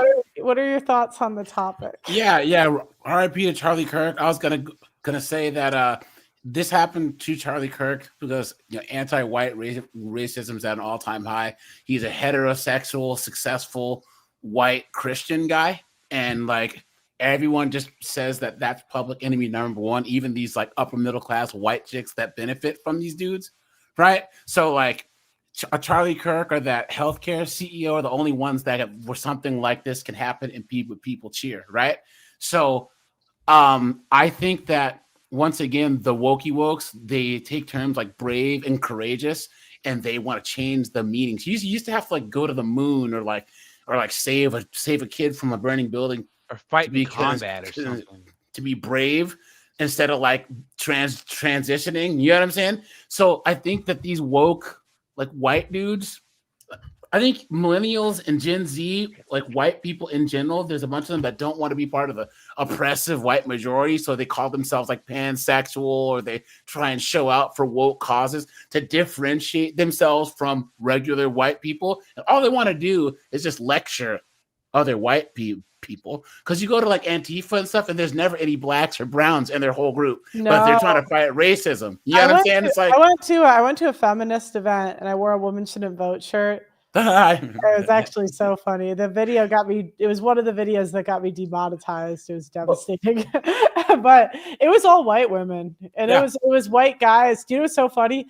It was a room full of white women, and it was white guys helping them with the equipment. Yeah, but they don't want to start a business. They don't want to join the military. They don't want to do anything where they have to achieve some type of like recognition. They just want to hate on themselves. And be like, oh, look, see, I deserve some recognition because now I'm virtue signaling, and I'm not one of those white dudes. I'm one of these. So now I have some elevated position that I didn't earn, that I can just take the easy way and just crap all over my my gender and race. And it's just ridiculous. Yeah, it's just sad. It really, really is. And wait, hold on. What were you saying, bro? Oh, I just said I agree. Okay, go ahead. So white dudes need to stop putting up with this crap. I've been saying this for a long time. There's this weird stereotype where everyone acts like everywhere white guys go, like gold, like the sky opens up and gold bars fall from the sky.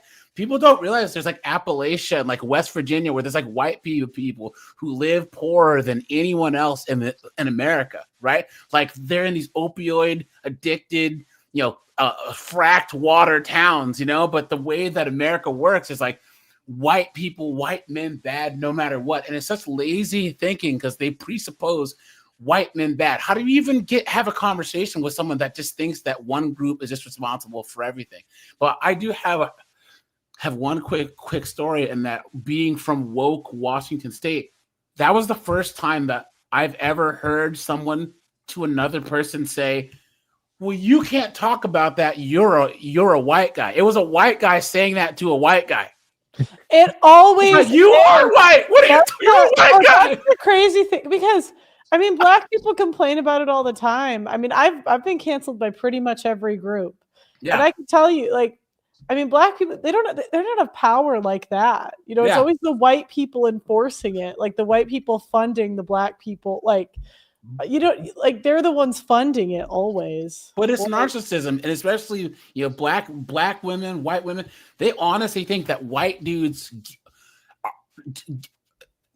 actually give enough of a damn about them. It's like white dudes are busy working and keeping the country going. You really think that you're so important that all these white dudes get up in the morning and they're like, we're going to oppress these women and these black people today. It's just absolutely ridiculous. White guys are busy. I mean, they're busy. But rest in peace, Charlie Kirk. I think that that we're gonna find out a lot more about the guy over the next couple of days. But all these people that are celebrating his death should be ashamed themselves. And then Pearl, have you seen, just search all these teachers and deans and stuff that are getting put on suspension or laid off in the last day because they were putting stuff about his demise? Just like go to YouTube and put in the news. It's all over. Like there's stories in every single state. Teachers, substitute teachers, college professors, deans. Hold on. Yeah. So go ahead, Pearl. Right. Oh, I just said that's awesome. Thanks for coming on, AJ. I was gonna say, Doug, we should do a reaction to those tomorrow. I know, let's do it. Yeah, let's do it. There's neuroscience. People that grow up feeling too safe will turn left and independent, selfish. People that have danger or have to work will group up and turn conservative to rely on family, religion, race. Yeah, I mean, I think that's why like people go so left in college is they're so taken care of with everything. You don't have to work. It's like a vacation for 4 years. Who do we have? Handyman, you had some good thoughts in the back room. So why do white men sacrifice each other for a society that hates them? Dark Woods, I'll bring you up next. I'll say that why they do it is likely you could trace most of this back to feminism and the state. So I'm an anarchist, so you have to realize that you're 5 years old when you go to kindergarten, right? Your parents tell you that Santa Claus is real, and you buy into the fact that there's like this fat man that comes down the chimney and hands out presents. Like people don't quite understand just how impressionable children are from a very young age, and what they're made to believe about themselves through the school system. And like the indoctrination starts as soon as they go to preschool in terms of how they feel about themselves and the world around them. And all the teachers are women in school. All the teachers are women in high school. All the teachers are women in college. The father's been replaced by the state. Any sort of male authority is, women are now the head of the household or head of society, like in the gynocentric society that we have. Like this is all, everything that you see, all of this, like white men against white men and this group or that group, it's all tribal. It's all, I want to be accepted and loved.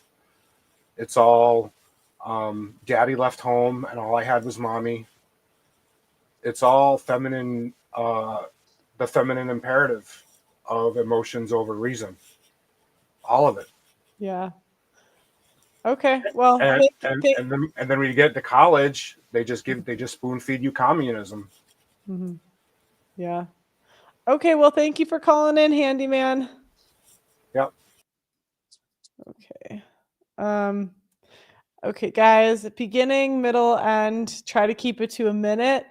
I'll ask you questions if I want to know more, or if you vibe, I'll keep you up here. But beginning, middle, end. All right, Dark Woods. Why do white men sacrifice each other for a society that hates them? Welcome to the show. Hi, Pearl. Long time. Can you hear me? I can hear you. Go ahead. Okay. So my dad was an Army Special Forces Green Beret for 27 years. He did 3 tours in Vietnam, and he was a military intelligence officer. I had to run away from home because of bullshit in school. but I went to college for 16 years. That means I could have been a doctor twice. Now, the thing about it is that most people don't understand is that while we've been focusing on Russia, China is our actual enemy. And they have been buying up our agriculture and our companies. And that's the way they get bribes, not only to our politicians, but they're funding Antifa. And I'll tell you how I know is because there's two things. Because I'm a communications expert and I can simply listen in on this shit. You know, working for companies and stuff like that. I work in that little gray area where I protect small businesses from large companies that are stealing their information. So I get to see this traffic because whenever they hack our company systems, whenever I'm contracted for them, I also get where it's coming from. Okay? So these people are undermining our country, and they don't even know that they're working for the Chinese Communist Party. They're feeding us this crap that's turning our men into noodles. And they have been doing this for a long time. That is the answer to your question. That's why we're eating ourselves. And we gotta wake up. And I don't think people, like y'all keep saying, is that people are so coddled that they can't understand what's coming because they don't understand what's happened in the past because they've been lied to. About the past. Right. Well, thank you for calling in. I appreciate it. All right. Who? If I could just say one thing real quick. Yeah, go ahead. Go ahead. So a lot of younger guys, like, what would really help them out is if they would go on a hero's journey. You know, like, you guys need to get out of your parents, get away from your parents, man. Like, that, like, most of your parents, most of your older parents, they're brainwashed by all this feminist like nonsense. Like, you got to get away from them. Get away from them. Go live on your own. Like have a hero's you're like struggle. Like, you're gonna have hard times as a young man. It's just like, I think this kid was like really afraid, like, or most kids his age are like, they're afraid to struggle. They're afraid to fail. It's like, dude, like, I've been through so much like nonsense and just BS in my life, but like every day when I wake up, I'm like, damn, like, I'm that dude. Like, I look in the mirror, I'm like, yo, I'm that dude. Like, it's like, I don't know where it comes from. Like, I think it was just the way that my parents raised me. And that's why, like, I'm so close with my dad to this day. Like, I love my dad so much. Like, literally, like, he's a superhero to me. Even though, like, according to my mom, he like treated me really bad growing up, but I don't think so. I think like having the tough love and like not being told no as a man is good, and like you need to be kicked out. Like, I was kicked out at 17. Like, I didn't get a handout, you know, and I think that was good for me. Like, a lot of these kids get handouts and stuff, and it's like, that's not good. Yeah, I agree. Buster, I can't with the background noise, guys. You guys gotta fix it. Sorry. Yeah, Buster Billy, you gotta fix your background noise, buddy. I think we had. Did we have Jackson on yet? Jackson, welcome to the show. Hey, Oh, good. That's loud. Okay, why do white men sacrifice each other for a society that hates them? Well, it's interesting. If you've noticed, a lot of your guests have made good and relevant points that are related to this question, but very few have even addressed it sort of exactly. And I think there's a reason for that. And the answer is, I mean, it's very unsatisfactory, but basically we don't know is the short answer. The long answer is this. There's a controversial guy whose initials are JT. I'm not going to say his name on your channel because I don't want to get it demonetized or anything like that. But JT is a white advocate who wants white people to see themselves as kind of a collective in a similar way that black people do, for example. And he has been wrestling with the very question on this prompt of why white people, why there's so many of them that have an anti-white ideology. in a way that other groups do not. And he's an older man, and he's been at this for years of advocacy, and he comes up completely blank, which I find interesting. Like some of the other callers have said feminism, which I do agree has been a terrible influence, but like feminism's also destroyed the Black community, and yet they still have a collective racial consciousness that white people That's a don't. good point. Sorry, keep going. No problem. Yeah, actually, that was a perfect place to interject because, like, for example, let's say there was some weirdo KKK guy running for office. Like, no Black people would vote for that guy. But if there was, white people and Black people who say anti-white things, they have plenty of white supporters. So, 100% true. Yeah, that's so true. Yeah. Like, white people can get away with murder with the stuff they say about even that one girl on TikTok. I mean, I think she was on a billboard in New York. The fat one who's always trashing men. Like MPA. yeah. You know what I'm talking about? Yeah, I know exactly what you're talking. I can't remember her name. I know exactly. Yeah, her. Afro who's been in a relationship with a guy for 9 years and is finally getting married, but is telling all the women to hate men. Exactly. So yeah, I think so. Basically, as unsatisfactory as it is, I think this is actually the great mystery about white people is why. And here's another thing that makes it even more mysterious is that it's pretty recent too. Because if you look at the past, oh yeah, duh. like if you look at like the past in this country, for example, we had the Naturalization Act of 1790 says you have to be a white person of good character to be a citizen. That obviously, I'm not saying that we shouldn't have other people being citizens or anything like that, but what I'm saying is now there would be nowhere near the amount of white people in this country who would ever support something like that, and supporting sort of a citizenship law would definitely require you not to have this bizarre guilt about yourself. Another thing that I find very interesting is white countries, a lot of them are on track to become majority non-white. It's sometimes called the Great Replacement.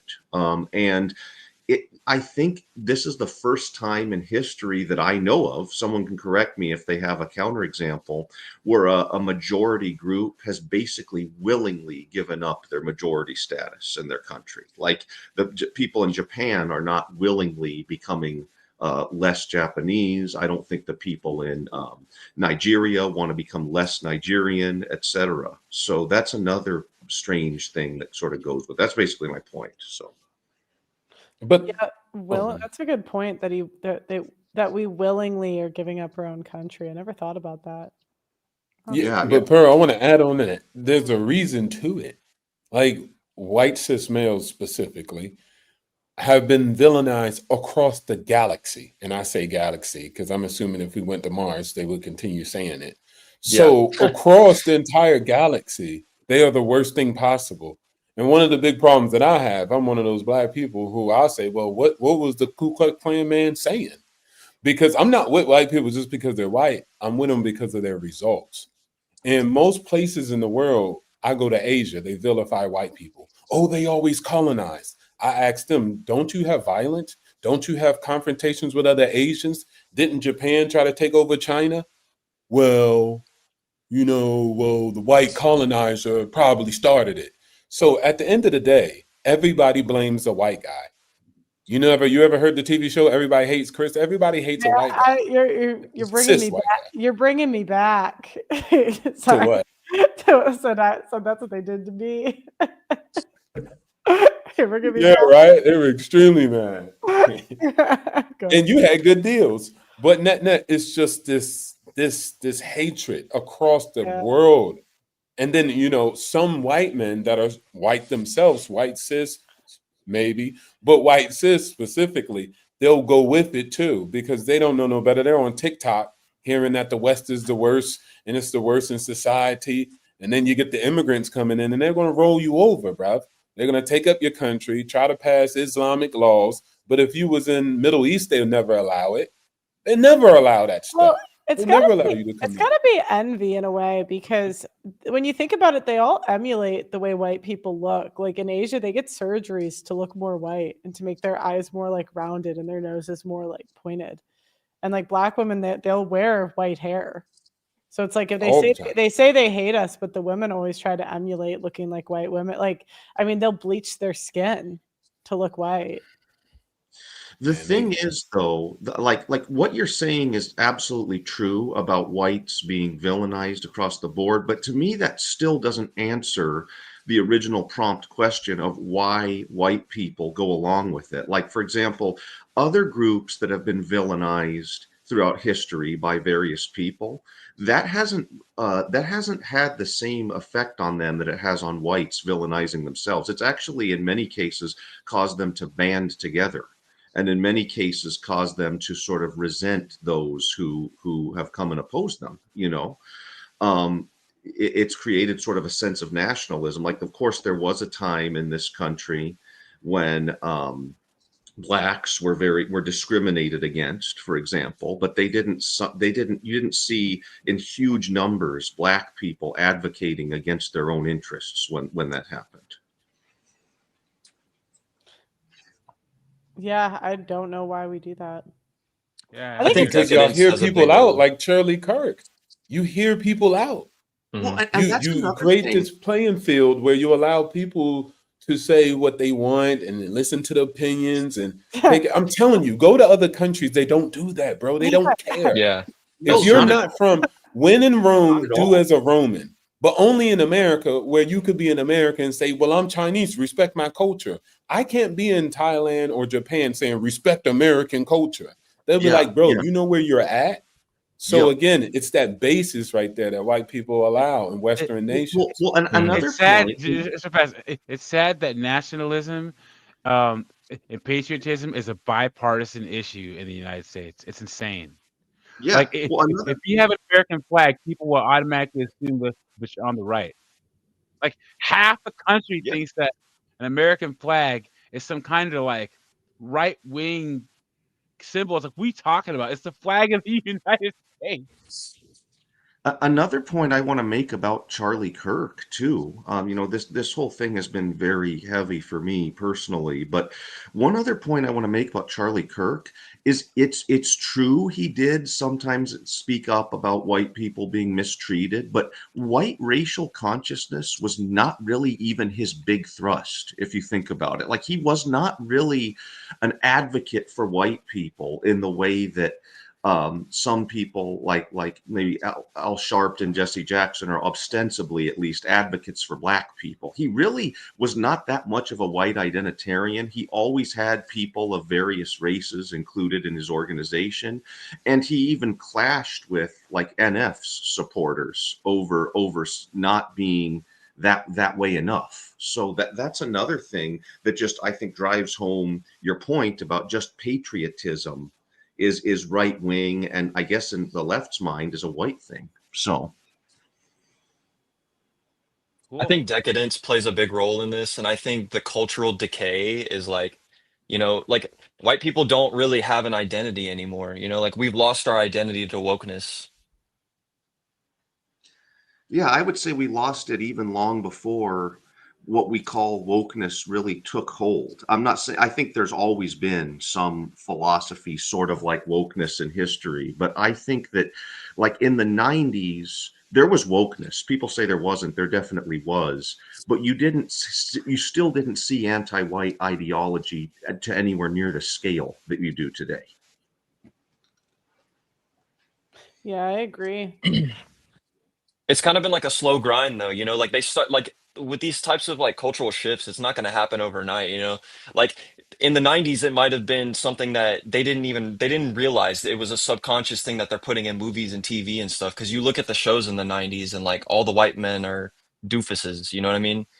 So Well, and it takes time for these things to happen. Yeah. Well, and the thing too, I don't know, growing up in a white area, I don't think anyone cared about race. Like, they always make fun of white people for saying, I don't see color, but I really feel like most white people, especially like 10, 15 years ago, I mean, they really don't. Like when we had people come in from other races into our school, like nobody made it a big thing. Nobody cared. Yeah, I would say whites are still, it's true we've gained some racial consciousness because we've been so discriminated against and so hated. That's caused us to kind of become aware more. But I would say even with that, and even more so 10 or 15 years ago, whites are some of the people who consider race the least of any group. I think that other races think about race way more than the average white person. Way more. Yeah, I Way don't think more. white Like people all think about the race at time. It all. takes all the real Yeah, estate in most black people's mind. It's ridiculous. Rent free. White folks be living in white folks' hand. Like I'll tell a black person, just go, hey, go in that bank and get a loan. He'd be like, a white man's gonna come out the back and stop me from filling out a loan application. I'm like, what? So I mean, white people are living rent free in other groups' heads every day, all day. And I think to Pearl that white people do see color. The color of sunflowers, the color of roses, the color of Color the of money. security circuit board, the Color. color of money. Yeah, they see stuff like that. They, they're like, okay, we're just living our lives, fixing plumbing. Like I see flowers. But other people, yeah, they see white. That's their color that they see. White is always a problem to them. Yeah, I mean, when I did the show, that's what the black girls would always say to me. Like, but you're white and privileged. And I'm like, I know. And what did you say now after somebody says, yeah, I know? Yeah, well, at first I would just ignore it, but now I just say, "Are you jealous? Like, do you want to be?" Yeah, Oh right. my gosh, that's all I really got today, though. If you guys have anything else, let me go ahead. No, it's a good show. I just really wanted to say, like, this whole thing with Charlie Kirk is just absolutely devastating, and I can't even put it into words. You know what I mean? Like, it's just it feels so surreal, and I know everybody else is thinking the same thing, but it's just like, wow, like, especially with the reaction of the other side, it's just it's so sad, and it makes me angry, and all that. But yeah, rest in peace, Charlie. Yeah, it's been absolutely horrible for me too. And I it's just been it's been hard to work for me for these past two days. Of course, I still did, but it's weighing on me harder than I even would have thought it did. Thought it would have, and it's just been awful. Yeah. I didn't always, we had our issues with Charlie Kirk on this channel, but like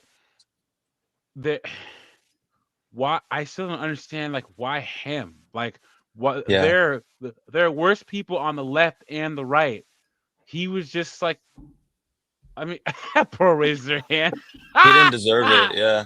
Yeah, He didn't deserve it. and it's just like, and that's that's why the visceral reaction is so odd. Like there are people on both sides that have literally like taken people's lives and tried to destroy the nation. And Charlie Kirk is just talking on college campuses, and you're gonna and that's why this has such an impact. Your visceral reaction is like you're gonna take him out. Like I still can't even. No, I thought he was one of the more tame debaters. That's what I'm saying. I used to Yeah. wear "Women Shouldn't Vote" T-shirt. You know what I mean? Like, And it makes He you was the think. It makes you opposite of think like the inflammatory. more like inflammatory stuff now is like it's like whoa, like if y'all are going after Charlie Kirk, like Yeah. nobody can do anything well, anymore. that's what I mean. In a way, they won. Like, no Yeah. matter what happens, they won because either we have to go in with a bunch of security now, which is Mhm. them winning, right? Because now we have to pay for security and go through all these extra measures, or you go in without security and now you're afraid you're going to get shot. I mean, it's just set a precedent that everybody's going to pay attention to now. I mean, in a way, it's going to change the way people do things forever. Go ahead. Mhm. Well, I think shout outs. I don't feel like super sad or anything because I'm happy. Charlie died doing what he wanted to do. He was on the front lines, period. That's what he wanted to do. And he knew it came with consequences like that. He was not a dumb man. And he stood, right? And you're like so flabbergasted. Like, Martin Luther King got popped. That motherfucker was talking about holding hands and loving each other. But also Charlie got popped. Donald Trump, a president, dude was running for president and got popped up.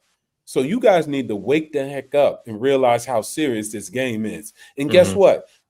The president, or he was running for president, right? But he got shot at, and the news was like, well, we don't know if he got shot. Maybe it was a boom. Maybe it was this.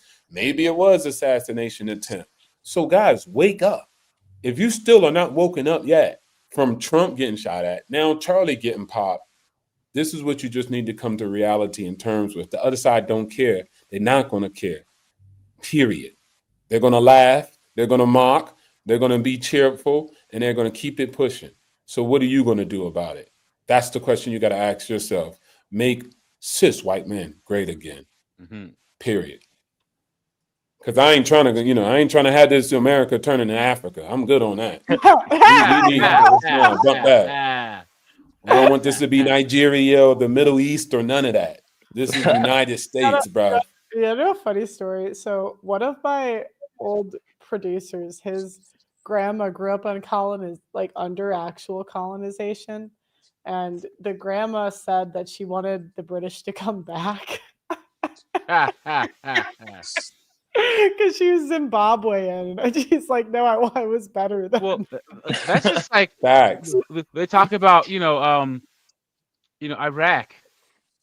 And you know what? The former dictator there, he was so terrible. But a lot of people say that at least that region was stable under him. You know what I'm saying? Yeah. It's been chaos ever since. Yeah, I agree. All right, guys. Well, thanks for coming on. This was a good show.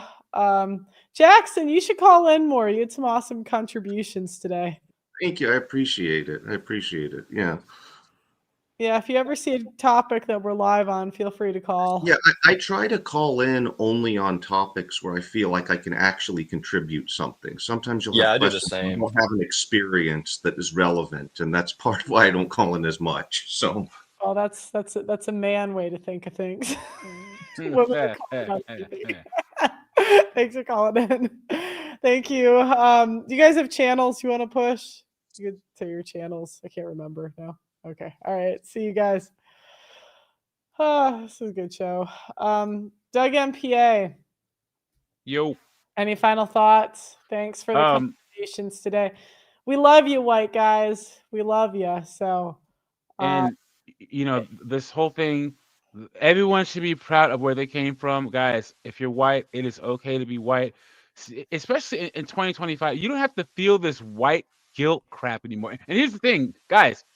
Any strides that white men make are good for all men. All men will benefit from especially in the face of this feminist liberal garbage all over the place. Guys, we can't divide ourselves upon on racial lines right now with so much, feminist liberal garbage all over the place. So white men, it is okay to be white. You keep doing what you're doing. And if you're gonna try to cape for the other side, there's nothing for you over there. You may try to be, caping for these women and trying to be a male feminist and all this stuff. It's not gonna work out for you long term. Yeah, I agree. And it's like that guy that was trying to say that the left wasn't violent as Charlie Kirk got shot. The view is gonna crash. So anyways, guys, thanks for watching. We appreciate you. Like the video, subscribe, and we'll see you next time. Have a good one.